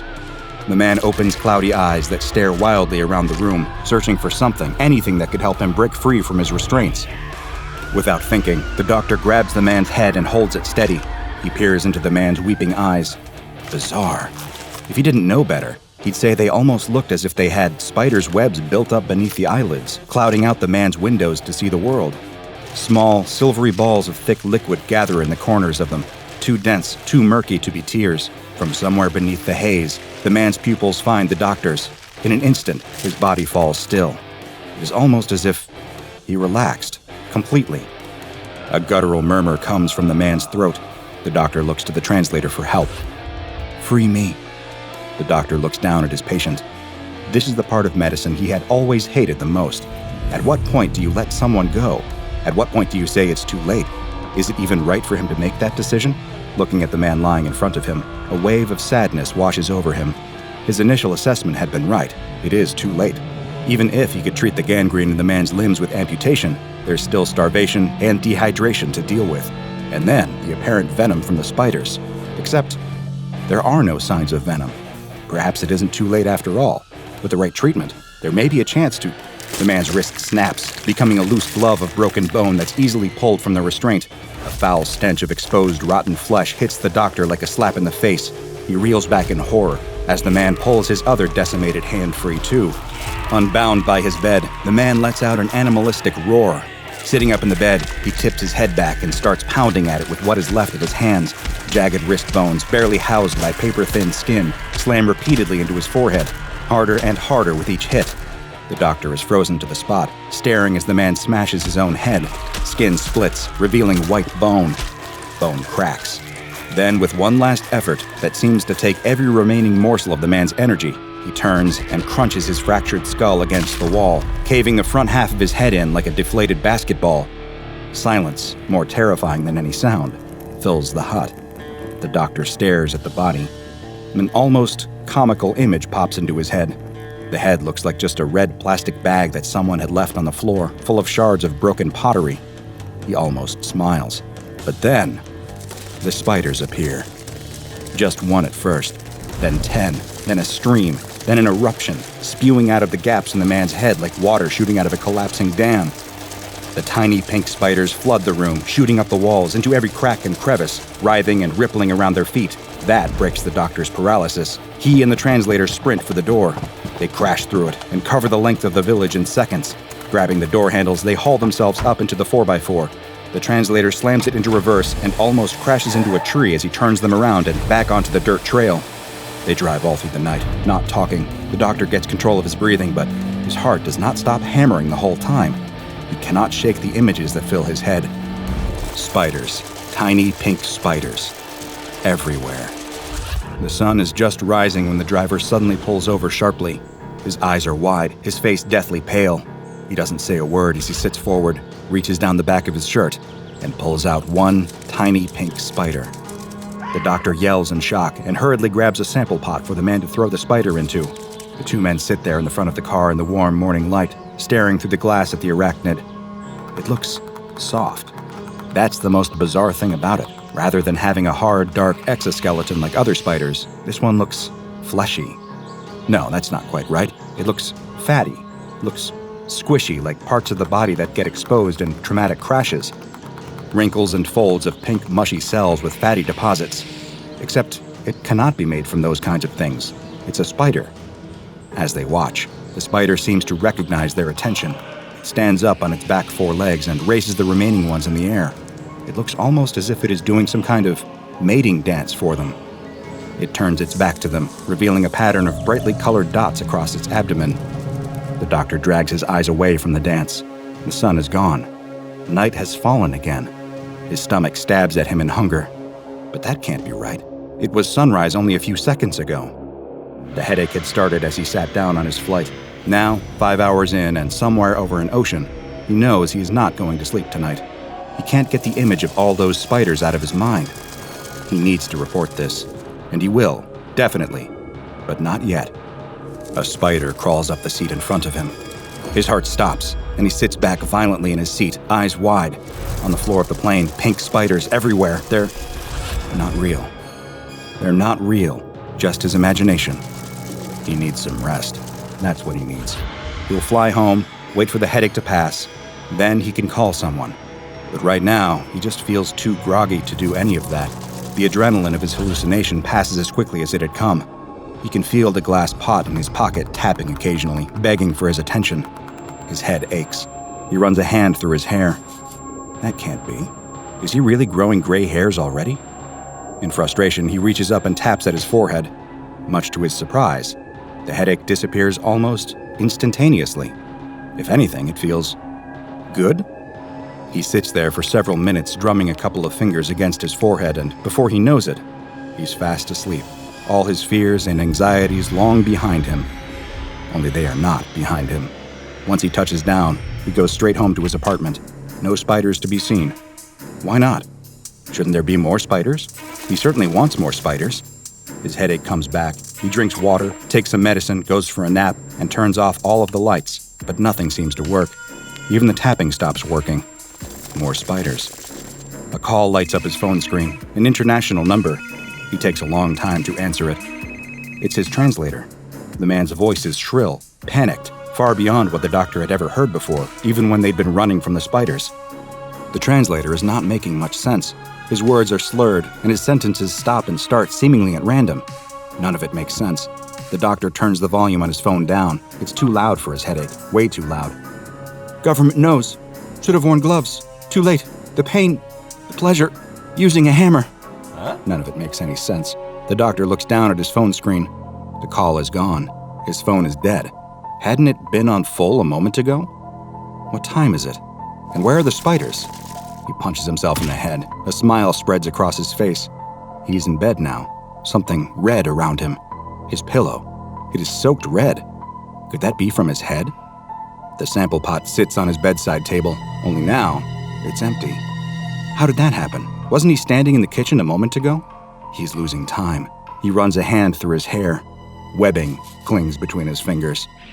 He sits under his desk with a hammer in his hand, euphoria washing over his body. Just once more. 8 more times. He hits the hammer against his forehead. Endorphins flood every cell of his body, so powerful he almost passes out as the pleasure chemicals crawl inside of him, oozing silk through the pores of his skin. Webs hang all over his apartment now. Just one more hit. 8 more hits. That feeling, it's just so. His wrists, his ankles. How many limbs? 4. Not enough. That light. Where is he? Figures crowd around him. It is hard to see them. Something's in his eye. Everything looks blurry and far away. The pain is back. His head. Someone please. He screams and pulls against the bindings on his limbs. The pain. It's impossible. He needs to make it stop. Just one hit. Just one more hit from the hammer. That'll be enough. Something is behind his eye. He can feel it. Something crawling on the back of his eyeball. But that doesn't matter. None of it matters, except getting his pain to stop. No more headaches. Just one more hit. That's all he needs. The hospital staff have never seen anything like this before. They're out of their depth here. In the dead of night, they arrange for the doctor to be transferred to a specialist facility in the back of an ambulance. It is a challenge to get him out of his bed, as the spider's webs secreting from his skin have all but tied him to the linen. As fate would have it, a drunk driver gives the doctor his final wish. Not seeing a red light, the driver plows full speed into the side of the ambulance, sending it spinning off the road and down a hill, killing everyone inside, including the doctor. When police arrive at the scene in the early hours of the morning, they find the driver sitting on his own, staring at some small insect by the wreckage. The driver is unharmed by the incident. His only complaint as he spends the following night in police custody is that he feels a mild headache coming on. Anyone experiencing that headache is likely already too far gone from their exposure to SCP-632, an anomalous species of cognitohazardous arachnids nicknamed Intrusive Arachnid Thoughts. Unconfirmed reports of mysterious spider colonies have been springing up across Asia, particularly in rural China, for several decades in connection with this anomaly. In 1972, the population of an unnamed town in the Anhui province were found to have been almost entirely wiped out. An entire town of corpses, each with their heads caved in, brain matter missing. With 106 dead, with 23 injured, this case is to this day the deadliest confirmed SCP-632 breach. Strange as it may be, physiologically speaking, SCP-632 could be considered cute. Their bodies are squishy in texture, bright pink, and are in fact made up of human tissue, brain tissue to be exact, coated in a layer of protective fat. As happened to our unfortunate doctor, SCP-632 reproduces parasitically within the human skull. The exact mechanics of this process remain unclear. It is believed that SCP-632 infects its human host through a selection of sensory triggers. Those infected have each testified to having been exposed to the following. Firstly, viewing the pattern on SCP-632's abdomen exposed during the dance that the spiders often do under observation. Secondly, making physical contact with SCP-632. And lastly, through exposure to as yet unidentified chemical compounds secreted by the older SCP-632 instances. This is where luck was not on our doctor's side. He was smart enough to wear gloves during his encounter with SCP-632 in China, which may have been enough to protect him from being infected. However, upon his arrival as he fell out of the car, his hand landed directly in an SCP-632 web housing a solitary live spider. If he had remembered his car sickness tablets, this could have all been avoided. Within 3 hours of initial exposure to SCP-632, the subject will start to experience mild headaches, followed by an uncanny sensation that their skin is growing silk. During this period, MRI scans have found that small filament-like structures start to form within the host's brain tissue. As these filaments multiply and spread throughout the brain, the subjects report developing an obsession with spiders. The brain tissue steadily deteriorates, leading to changes in personality and mood, as well as irrational behavior. Over the coming days, the headaches grow more severe as the filament cells press against the blood vessels lining the inside of the skull.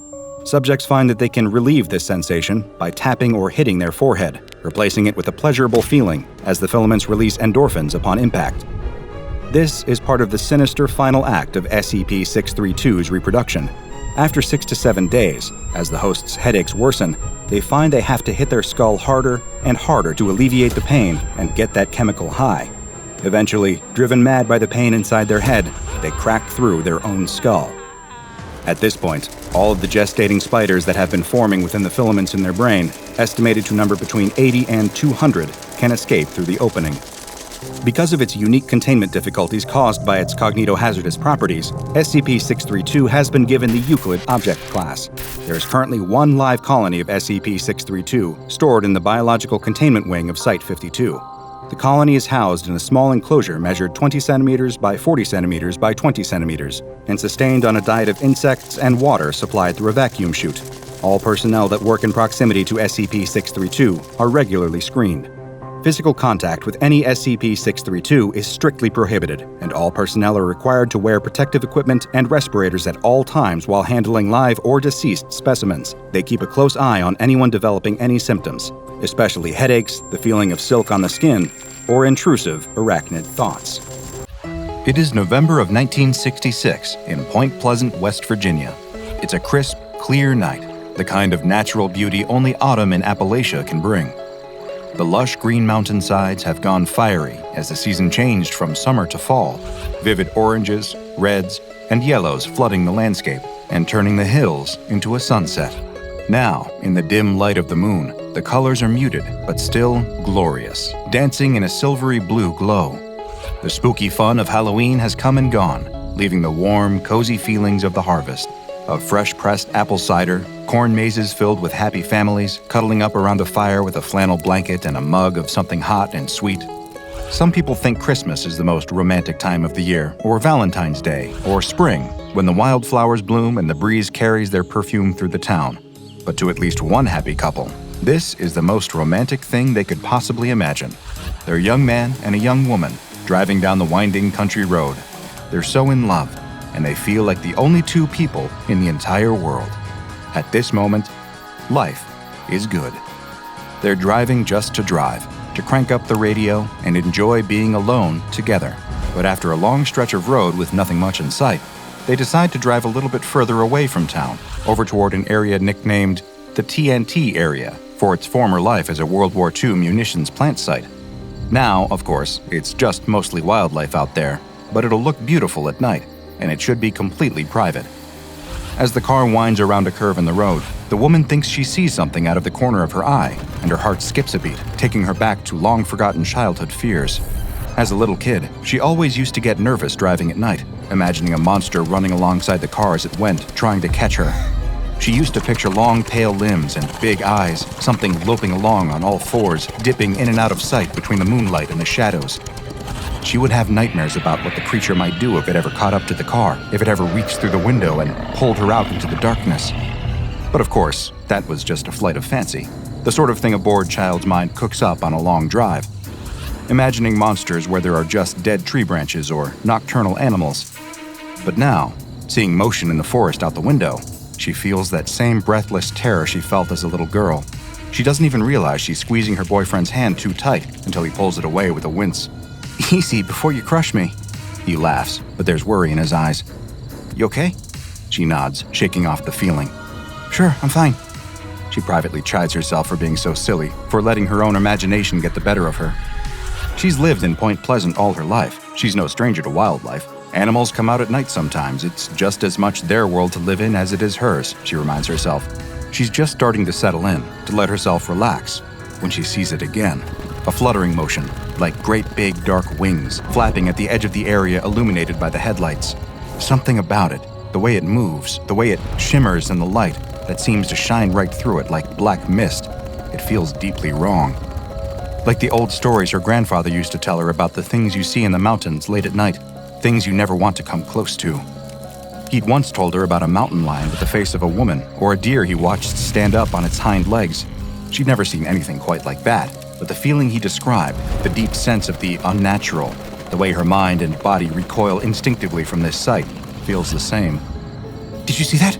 she asks, her throat so tight that her voice comes out in a whisper. Her boyfriend shakes his head. "See what? There deer out there?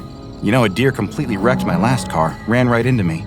He was fine, got up and walked off like nothing happened. Me, on the other hand, no, it wasn't a deer." She shakes her head. "Never mind, it's silly." But the little break in her voice makes him pause.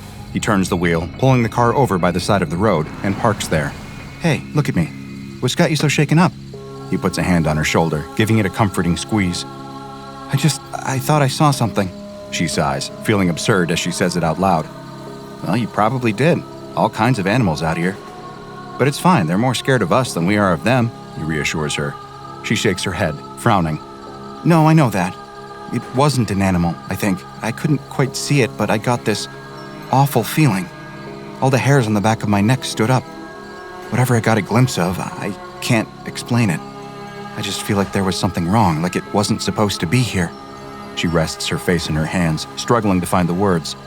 He rubs her back, unsure what else to do, what else to say. They sit like that for a long while, before she finally sits back up. "Want to go home?" he asks. She nods weakly. "I'm sorry, I know you wanted to go driving more, it's a new car." He cuts her off.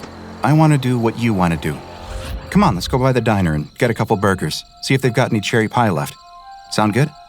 She nods. "Sounds great." The young man is just about to put the car back in drive when there is a sudden fluttering motion, something moving through the headlight's beam. This time, they both see it, and they can only watch wide-eyed as it settles to a stop directly in front of their car. There, the size of a grown man with a 10-foot wingspan, is something unlike anything they have ever seen before. It's massive, dark gray, its face shielded from view by the limited light, with one notable exception. Boring into them are a pair of glowing red eyes, wide and piercing. Then, with a flap of its wings, as quickly as it appeared, the strange thing is gone again. The couple sit in complete silence for a long time before they turn to look at each other. They don't speak, but their expressions both say the same thing. "You saw that too, right?" Still too shocked to speak, the young man cranks the engine with trembling hands, and the two speed off back down the deserted road toward town. They have to get back. They have to call the police and tell them... What? That they saw a monster, a flying man with glowing eyes? Will anyone even believe them? Suddenly, the young woman's voice breaks through the tense quiet in the car. "Behind us!" she cries out. The man glances in the rearview mirror and sees what he would assume were red headlights if he didn't already recognize them. Sure enough, the massive thing is flying behind their car, following them along the road. The car takes a turn, and so does the creature. The car speeds up, and it flaps its wings to catch up to them. It doesn't do anything else, doesn't try to grab them or break the back windshield, it just follows them, watching with an expression that he could almost call curiosity. Then, after 5 tense miles, it just disappears again, and they're alone. Truly alone. That chill on the back of their necks is gone, and they know that wherever that creature came from, it's gone back there, at least for now. When they make it back to town, they pull into the police station and rush inside. They can hardly get their words out as they try to tell the officer on duty what exactly they saw. He's skeptical, of course. 2 scared kids seeing things that aren't there, he assumes. But they insist again and again that they know what they saw. He humors them, listens to their story, and suggests that it was some sort of large wild bird. Animals' eyes reflect light, he reminds them, and everything looks worse at night, especially when someone is already all worked up. Realizing they won't be believed, the couple head home and get ready for bed. But they don't sleep. They can't. All they can think about is that massive figure landing right in front of their car and staring directly at them. Its unbelievable wingspan, its speed, the strange interest it had shown in following them home until it disappeared without a trace. What did it want? Will it ever come back? As they lie in bed, staring up at the ceiling and replaying the events of the night again and again in their minds, they wonder if they'll ever get the answers to those questions. One thing is for certain, though. They'll never forget those eyes as long as they live. Contrary to what the police officer thought about their story, this pair of young lovers were not the only ones to see the strange, winged creature around Point Pleasant. Over the next month, others reported seeing similar things, and soon, eyewitness accounts were pouring in on a regular basis. A pair of volunteer firemen saw it while on duty, describing a massive bird with bright red eyes. A police officer reported seeing an unusually large bird-like animal with eyes that reflected the glow from his flashlight. A group of gravediggers doing their work looked up from their shovels to see something large, dark, and winged fly through the sky overhead, temporarily blotting out the moon. It soared overhead and landed in a far-off tree. All over town, people reported sightings of the creature, and the story grew and grew. The sheriff tried to calm the townspeople down, positing that it was just a sandhill crane, a large bird with a 7-foot wingspan and reddish coloring around its eyes. But the reports kept coming in, and they only got more bizarre. Some said it could fly over 100 miles per hour. Others said it could appear and disappear at will. A man in Salem, West Virginia blamed the creature for strange patterns appearing on the screen of his television set, and for strange noises he heard outside of his home at night. Then came the strange being's most infamous appearance. Eyewitnesses saw it, a massive, shadowy winged figure, on the night of December 15th, flying over the Silver Bridge, a suspension bridge over the Ohio River. Soon after this sighting, the bridge collapsed, and 46 people lost their lives. Though a fracture in the suspension chain was the culprit, people whispered around town that this mysterious creature was somehow responsible. If not responsible, then the monster was at least connected. It had to be. How could it be a coincidence? This mysterious apparition grew to be known as the Mothman, or simply Mothman. But to the SCP Foundation, it had a different name, SCP-2901. And according to their findings, there wasn't just one Mothman, but an entire species. SCP-2901 refers to a species of carnivorous scavenger creatures that, thus far, have demonstrated limited intelligence. They stand at an average height of 1.7 meters and generally appear to have an ellipsoidal shape, with 2 large red eyes covered in photophoric tissue. Their bodies are covered in tiny iridescent scales, similar to those found in moths, butterflies, and other insects belonging to the Lepidoptera order. They are not bound by standard rules of space or time, and are able to move through both at will. This gives them seemingly impossible abilities such as levitation, flight, teleportation, and the emission of an acoustic cancellation effect thought to help them avoid detection. In spite of these talents, they are still impervious to some ordinary forces, such as standard firearms. Due to their unique abilities making them especially elusive, these creatures have proven difficult to contain using conventional methods. Not only that, but it has become increasingly difficult over time to keep the general public from discussing the possibility of their existence. The first appearance of SCP-2901 on record occurred in West Virginia in 1967, shortly before the catastrophic collapse of the Silver Bridge. Since then, SCP-2901 instances have gone out of their way to avoid humans, keeping to themselves as much as possible and vanishing from sight when approached. However, they have continued to manifest near the sites of various disasters, appearing to a handful of eyewitnesses in the location approximately a week to a month before something terrible occurs there. Somehow, through a predictive ability compared by some researchers to a sense of smell, they are able to detect when an event resulting in multiple fatalities will occur. Once they have first appeared in an area, the creatures will remain there and guard it until the disaster comes to pass. They are extremely territorial, fighting with each other for dominance over the area, and even changing their shapes to frighten humans that wander into their territory. Once the disaster has occurred, the instances of SCP-2901 in the area will scavenge the dead until there is no more food left for them. Then, they will disappear once and for all, leaving no trace behind. Because SCP-2901 cannot be physically contained, the SCP Foundation has instead put guidelines in place for managing the creature's appearances, as well as what to do if an agent encounters one of these ethereal beings in the field. Cases involving SCP-2901 are assigned to Mobile Task Force 5-5, also known as the Twilighters, not to be confused with fans of a certain young adult vampire romance series. Any civilian encounters with SCP-2901 should be addressed with standard amnestic procedures, and any media leaks regarding the creatures such as social media posts, YouTube videos, or local news reports will be deleted or otherwise countered by the Information Detraction, Censorship, and Rescission Division.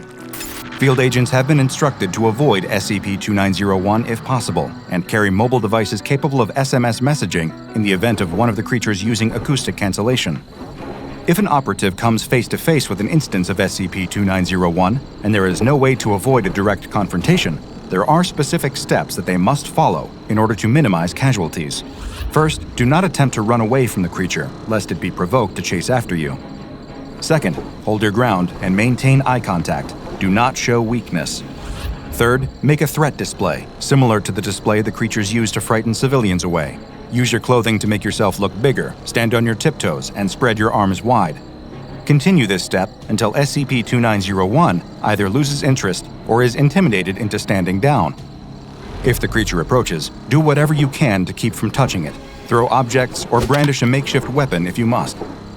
Though they do not tend to deliberately harm living humans, the fluctuating nature of the creature's position in space and time causes direct physical contact between them and a human to result in a dermal fusion. Essentially, they become stuck together. But the creature does not realize this. When they then attempt to flee and leave the human behind, the results are painful, to say the least. Imagine the feeling of ripping off a large band-aid. Now multiply that by 1,000, and multiply again. One more time? That's what it feels like.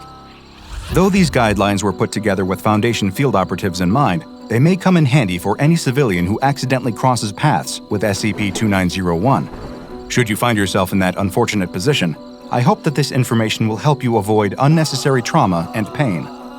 One more thing. I initially believed the preceding information to be all the available research into the nature of SCP-2901. However, after obtaining some additional security clearance through methods I won't detail here out of concern for the safety of all involved, I was able to locate this classified entry into its official file. It is a missive from the Information Detraction, Censorship, and Rescission Division, and details a practice of containment known as Operation Surgeon's Photograph, intended to act as a public disinformation campaign regarding the nature of SCP-2901. The purpose of this operation is not to conceal information about SCP-2901 from the public, but rather to control the information they have access to. A summary of the operation's methodology and ongoing success was included, and reads as follows. SCP-2901's current evolution is the sum of Foundation efforts in manipulating its existence through public perception. SCP-2901 are a group of extra-dimensional entities that lack a stable cohesive form and purpose that only coalesces through continued observational reconciliation. For SCP-2901 to maintain a stable physical mass, approximately 75% of the nearby human populace within 500 kilometers need to be congruent on a singular concept of what SCP-2901 is and what it does. SCP-2901 were first discovered and categorized as highly unstable Keter-class entities, capable of producing localized CK-class scenarios at random. Further research into SCP-2901's unstable manifestations proved to be futile, as, unbeknownst to Foundation scientists at the time, SCP-2901 would involuntarily change during each subsequent observation. During a containment breach into the civilian-populated areas within the Appalachian region of the southern United States, SCP-2901 began gradually condensing into a singular manifestation the more it was exposed to humans. Civilians began conceding to the idea that SCP-2901 was a dark, winged-like humanoid with large red eyes, which corresponded to pre-existing local folklore. SCP-2901 also began to evolve predatory-like behaviors and anomalous acoustic effects that conceptualized due to the mass fear generated within the surrounding communities. Foundation researchers recognized the effects and began isolating SCP-2901 as much as possible. However, deprived of regular perceptual input, SCP-2901 began to devolve into its initial highly unstable manifestations once again. The decision was made to maintain SCP-2901 in a functioning, manageable state through continued exposure to human perceptual belief that SCP-2901 is a tangible creature of local folklore, another Bigfoot or Loch Ness Monster. The nearby Silver Bridge collapse of 1967 and the SCP-2901 Appalachian incursion, in reality, have no connection with one another. However, public opinion strongly disagreed, and henceforth SCP-2901 began to appear at other future disaster events. This was the precursor of the precognitive scavenging animal-like behavior that is observed today. Efforts are to continue gradually introducing notions developed by the Foundation as to further SCP-2901's evolution into a more docile and manageable concept. I'm not sure I appreciate the implication that Bigfoot and the Loch Ness Monster don't exist. I, for one, am still holding out hope.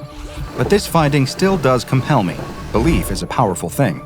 It can shape the world around us in unexpected ways, and apparently can even shift the nature of an entire race of creatures that otherwise refuse to abide by our rules and our understanding.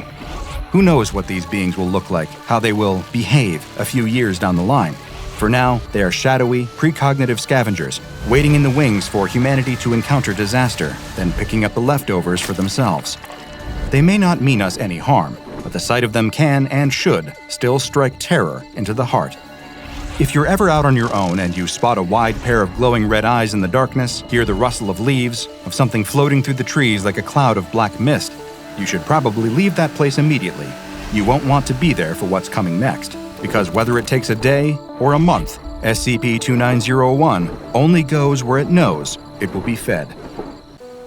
These winters are getting worse every year, that's for sure.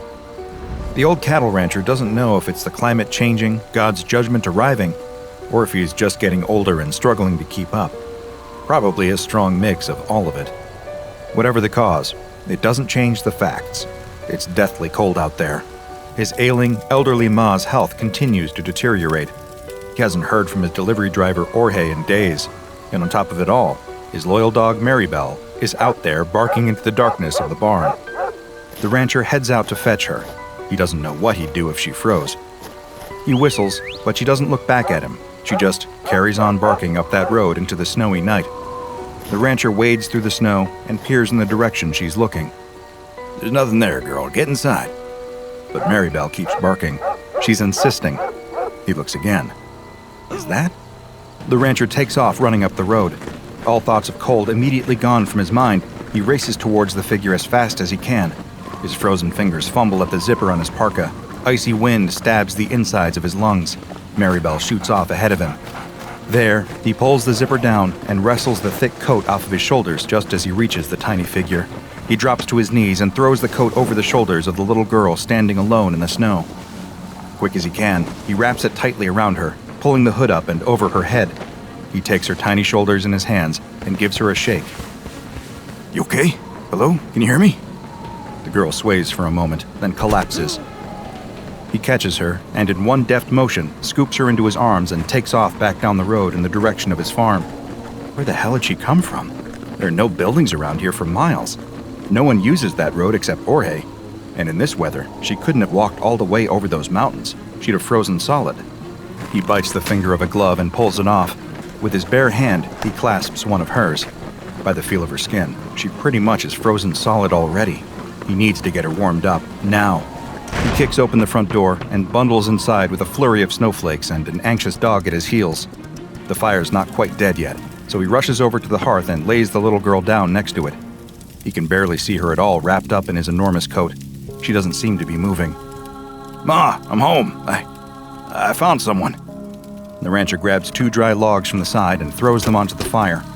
He piles kindling high on top of them and blows steadily into the embers at the bottom. They glow and swell in size. No taking yet. He blows again for longer, and again. He feels his head starting to swim. A crackle, a lick of flame. It's taken. Panting, he turns back to the bundled-up coat on the floor with the child inside. Still no movement. A sickening knot tightens his stomach. What if she's... No, don't let yourself think that. Not yet. He reaches down and gently undoes the zipper on the parka.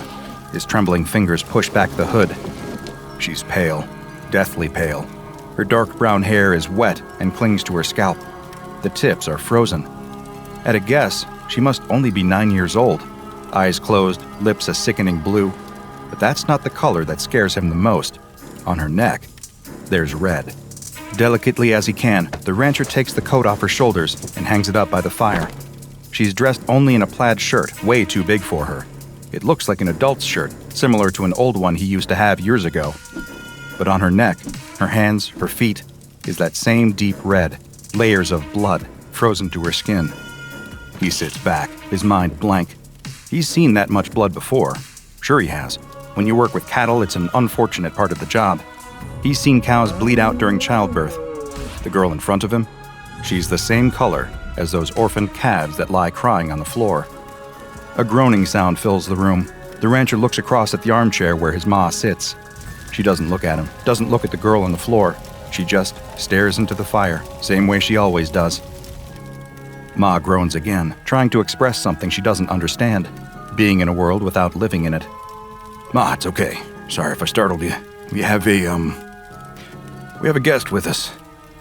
But she just keeps on groaning and staring into the fire. The rancher buries his head in his hands and lets out a deep breath.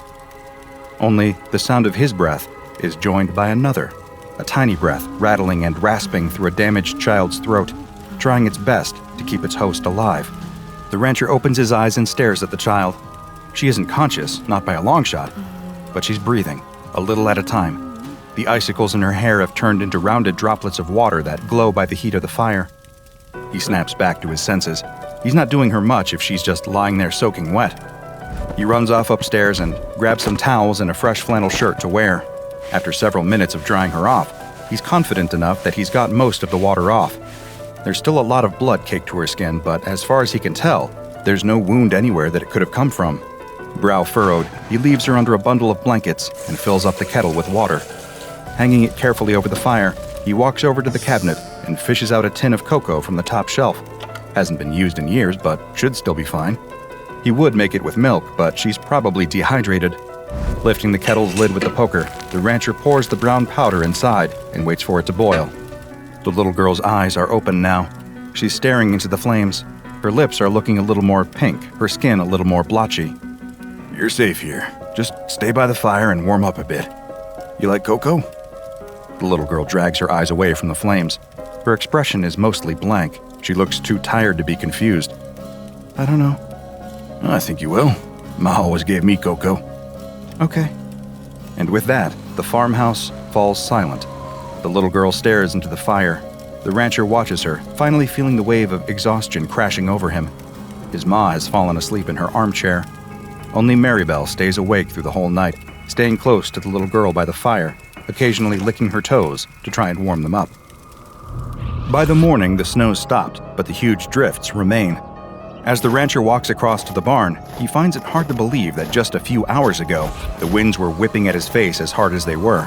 The world this morning is totally still. What the rancher finds even harder to believe is that there's a little girl in his house right now, fast asleep by the fire. He checked her forehead when he woke up this morning, and she miraculously hadn't caught a fever. She couldn't have been out in that weather for too long, but it only made the question more mysterious. Where did she come from? Maribel didn't get up this morning. From all of the excitement last night, she must have been too tired for today. Walking through the crisp morning air, he can't really blame her. He shoulders the barn door open. A column of steam curls out of the opening. All of that warmth, humidity, and cattle smell is strangely comforting this morning. But as the rancher goes around checking on all the cows inside, he very quickly discovers a problem. They're thin. Way too thin. Some of them look to be on the verge of starvation. He'd missed it last night as he drove them down in the dark, but in the warm glow of the barn's lights, it's unmistakable. These cows haven't been eating properly. He pours out several sacks of grain for them into the troughs, and they all gather around hungrily, filling both their stomachs as fast as they can. The rancher leans on the railing for a moment, confused. Even in this cold, there was still plenty of green grass for them up on the ridge. That's why he'd taken them up there. They should have had no trouble eating until the snow came in last night. He doesn't like this one bit. Last time Jorge had driven down and collected some of the meat, he'd had a few questions about the quantity being smaller than usual. Were the cows sick at all? Not that the rancher could tell. But now, looking at them, it's clear as day. Something's up. You hungry? The little girl nods. They sit across the table from one another, eating homemade bread and soup. Ma stays over by the fire. Maribel slowly wanders over to the kitchenette and flops down on the floor, exhausted. Where are you from? The girl shrugs her shoulders. You know how you got out here? Remember anything from last night? The little girl just eats her soup and shakes her head. She doesn't look particularly scared or worried, just a little confused. Where are your parents? Do you have parents? Again, the little girl shrugs. The rancher sits back and folds his arms. He's tried to call into town, but his phone line's gone out in the blizzard. Not much to be done until the snow clears. He's got a good relationship with the police around here. If he explains the situation, then it'll all be okay. What do you know? Can you remember anything from last night? It was dark. The girl slurps her soup. I was hungry. So hungry. Then I saw the light and I went towards that. My car? No. Well, yes, later on it was your car, but before it wasn't. What was the light then? Where were you? I don't know. It was just the light. Now he's even more confused, but try as he might, the rancher can't figure any of it out, and try as she might, the little girl can't remember anything more precise than that. The pair of them hop into the car and drive back out up the road that afternoon. The snow is piled so high that the rancher is having to get out twice as often as he did the previous night to clear a track for them. He isn't actually sure what he's brought her out here looking for. Clues, maybe? He almost laughs at himself at the thought, but that's probably the best word for it. If he can figure out how she got here, then he can work on understanding who she is and how to get her home. There's the damage to the phone line. One of the masts has collapsed, sagging heavily on the lines. That's not something he can fix on his own. No, sir. Looks like he'll have to wait for the snow to melt before making any phone calls again. That could be in 1 week. That could be in 3 months. He glances at the child sitting in the passenger seat. She's just staring out of the window in amazement, wrapped up in as many layers as he could put on her. They may be stuck together for a while. A lurch. The pickup plunges dangerously to the left. The rancher slams on the brakes and it comes to a stop just in time. A large chunk of snow in front of them comes loose and slips off the side of the road. It tumbles down into a gully that he hadn't even spotted. With all this snow on the ground, he has no frame of reference. Everything is just white. Stay here. The rancher opens the door and climbs out. He wishes Maribel was with him, but she'd wanted to stay home again. Poor dog. She must really be going through it if she wasn't even up for a ride in the pickup. Carefully as he can, testing every step before making it, the rancher creeps over to the edge of the gully. It's bigger than he thought, much bigger. It continues down, more and more sharply for a few hundred feet, all the way down into a... Oh no. There's a semi down there, a big rig, warped and bent, lying on the rocks. Just a glance is enough to tell the rancher it's Jorge's, but he just keeps staring at it in disbelief. Can't be. But it is. Stay in the car. The rancher reaches past the little girl and into the back seat. Grabbing a pair of crampons and some rope, he straightens up and looks at the girl. She knows it's serious. He can see the concern on her face. Stay in the car, he repeats. By the time the rancher makes it down to the truck, his legs and back are killing him. All this work over the last 24 hours is going to start taking its toll sooner or later, but some things have to be done. He pauses by the semi. It's on its side. He'll have to climb up onto it and try to open the door. Some things have to be done. He hoists himself up and manages to clamber onto the metal door.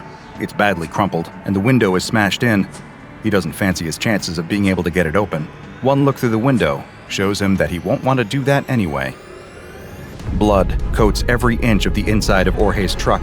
The cabin that the rancher is so used to seeing and sitting in is almost unrecognizable.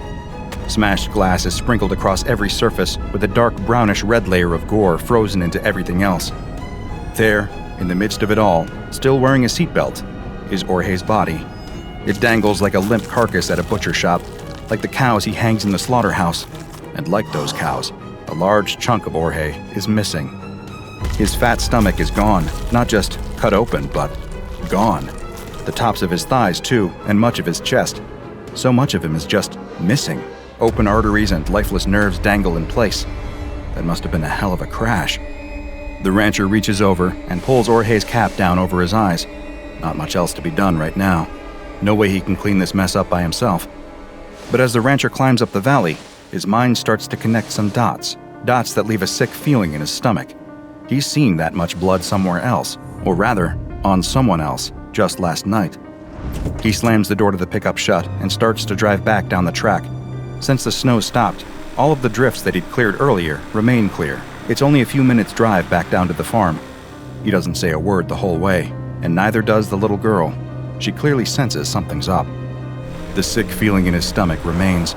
He pulls up the handbrake, and the two of them sit in silence outside the farmhouse. There's a truck in that valley. Did you know that? Yes. Is that where you came from last night? I don't remember. Was he... The rancher stops. Jorge didn't have any kids. What were you doing in his truck? I don't know. Was he... The rancher can't bring himself to accuse his best friend of the words that almost left his mouth. Do you think you might not remember because something bad happened to you? I don't know. The rancher closes his eyes for a long moment. Silence fills the pickup. Come on, let's get inside. But inside wasn't the safe haven he'd been hoping for. Ma's been throwing up. Not just once, but a few times. She's distressed, groaning aimlessly for someone to come and save her. Maribel is pacing around the room, yelping and whining. The rancher immediately goes upstairs to get some rags to clean up with. Perfect timing, as usual. But he stops in his tracks when he comes back down. His ma's stopped moaning. The little girl is kneeling by the armchair, holding the old lady's hand. The room is calm. The little girl gently places the frail hand back on the armrest and comes over to take the rags from the rancher. Returning to the old lady, the girl goes about mopping her up as best she can. Maribel slumps back down on the floor. And that is how the four of them exist for the next few days. Ma gets sicker steadily, but the little girl stays by her side all day long, caring for her in every way. The rancher's glad of that. It gives him the time he needs to help his cows outside. None of them are in a good shape. Whatever it is, they're still getting thinner. He feeds them all the grain they'd normally need, and then some, and they always finish it off. Yet none of them are getting any fatter. The rancher leans on the railing, trusty dog by his side. His energy is starting to really lag behind what he needs. The last couple of days, even though he hasn't done all that much, have totally taken it out of him. What do you think it is, Maribel? He looks down at his little friend.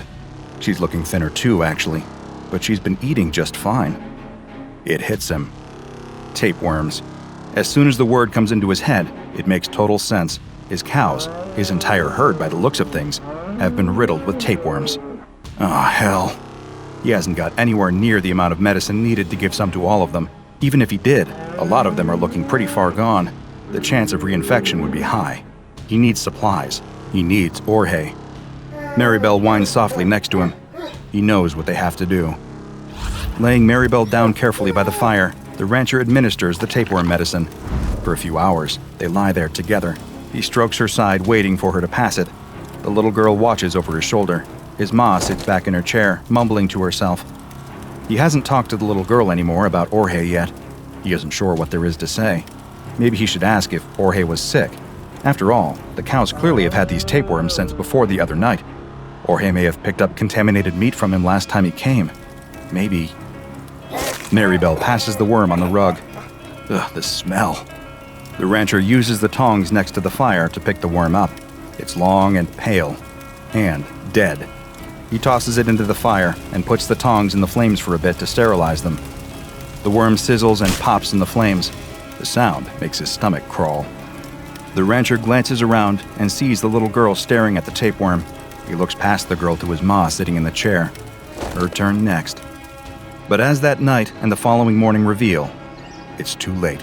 His ma's groans turn into cries of pain. She openly sobs by the fire, clutching at her stomach. Every time the rancher tries to give her the medicine, she just vomits it back up. Each time she vomits, there's more and more blood mixed in. The little girl gets more and more upset. It's not fair on her to have to witness something this traumatic and disgusting. There's nowhere else for her to go. She shouldn't even be here at all. The fact that she is means she has to help. That's all there is to it. By sunrise, his ma has passed away. There is nasty red bruising all across her abdomen, which tells him she must have bled out internally from this worm. He'd been too late to realize what was wrong. Too late with the cows, and too late with his ma.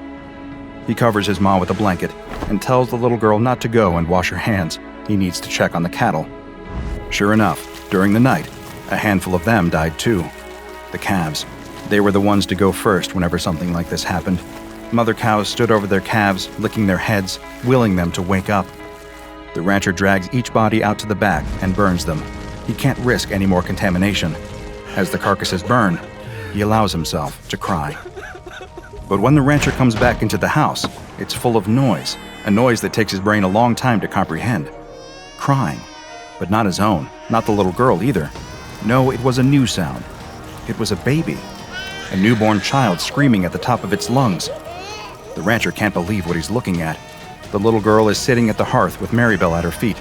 In her arms, drenched in blood, is a baby. The girl looks up at him and smiles sweetly. It's a boy. Then she turns around to his ma's body under the blanket. A sickening red patch soaks through the fabric, right over where her stomach would be. What the hell happened here? I've got a little brother. Securing and containing SCP-1003 has proven challenging. This is largely because the tapeworm that causes all of this damage is virtually indistinguishable from Echinococcus granulosus, the common variety of tapeworm that causes hydatid disease. The tapeworm, designated SCP-1003-1, follows the same life cycle as other regular worms. Its eggs come into contact with an animal through contaminated meat, saliva, or unclean surfaces and are ingested. Once inside the gut, they grow and latch onto the inside of the digestive tract, where they feed on the nutrients of the food traveling past them, steadily growing bigger and stronger. Once mature, they lay eggs, which pass out in the animal's excrement to continue the process. Infections spread quickly, particularly in unsanitary conditions amongst livestock, and can often be difficult to contain, as by the time the symptoms, nausea, weight loss, fever, start to manifest in the infected, the worms have likely already reproduced and have a new generation growing in the guts of other animals. As far as the Foundation is aware, SCP-1003 follows this normal pattern in all observed animals except humans. When a human ingests an egg from this tapeworm, a very different creature starts to grow in their gut. Human embryos, with the same genetic code as the tapeworm, begin to form. The rate of their growth is greatly accelerated, however. By just 8 weeks, they are as mature as the typical 3-week-old neonate or newborn child, although similar in size to an 8-week-old embryo at 13 to 16 centimeters. Many eggs usually enter this fertilization period, but almost all of them die before having a chance to develop much beyond the early stages. They stand the best chance of survival when buried in the hepatic tissue, where they can absorb plenty of nutrients from their host. The host at this point usually starts to experience mild symptoms, lethargy, the occasional stomach cramp, nothing particularly severe. Yet, the embryos that survive soon develop rows of temporary, razor-sharp teeth. At this point, passively absorbing nutrients is no longer enough for them. They bury their teeth into the soft tissue surrounding them and begin to eat. Once they enter this stage, their rate of growth increases exponentially the more flesh they consume. Eventually burrowing out into the world, the tapeworm child is born drenched in blood. The size and apparent age of the child that emerges from the corpse are determined by the size of the person they consume. For example, the child eating its way out of the rancher's maw appeared to be only a 10-month-old child, as there was very little of the frail old woman for it to eat. By contrast, the little girl who emerged from Orhe's gut had plenty of fat to feast on, and so was able to grow to the size of a 9-year-old. Once the child emerges, the teeth that they'd used to eat their way out quickly become loose and are replaced by regular human teeth. The children themselves have no memory at all of where they've come from or what they are. They have the same motor and linguistic skills that a regular child would possess at their age. Nothing, aside from their DNA, marks them out as being any different from the children around them, blissfully ignorant, just like the children around them. It is theorized that many of these children end up in orphanages. With no birth certificates or identifiable parents, they fall through the gaps in the system, quickly lost to the world. The only way to really track them at all is to follow the infections they cause. You see, these tapeworm children have one final curse they must live with. Their bodily fluids, their saliva, and sweat contain the same tapeworm protoscolex that will develop into SCP-1003-1 as soon as it is ingested by another creature, making the cycle start all over again. If you want to track down a tapeworm child, and I highly advise that you don't, all you have to do is follow the trail of nasty stomach infections, internal bleeding, and freak pregnancies amongst the outcasts of society. It, unfortunately, will not take long. There are currently 10 instances of SCP-1003-2 in containment. The children live in Bioresearch Area 13 under strict supervision. Researchers are only permitted to enter their cells whilst wearing full-body biohazard suits, but first must have Level 4 security clearance and must have written permission, and can only enter with specific research goals agreed upon. All staff are regularly tested for the presence of any kind of tapeworms in their system. No other animals are permitted in this facility. If you want to support DrBob while also getting influence over the anomalies we cover and an exclusive look behind the scenes, check out the DrBob Patreon and become a junior researcher today. Now go and watch another entry, such as SCP-2119, transmitting Parasite, for more perilous parasites. And make sure you subscribe and turn on notifications so you don't miss a single anomaly as we delve further and further into the SCP Foundation's classified archives.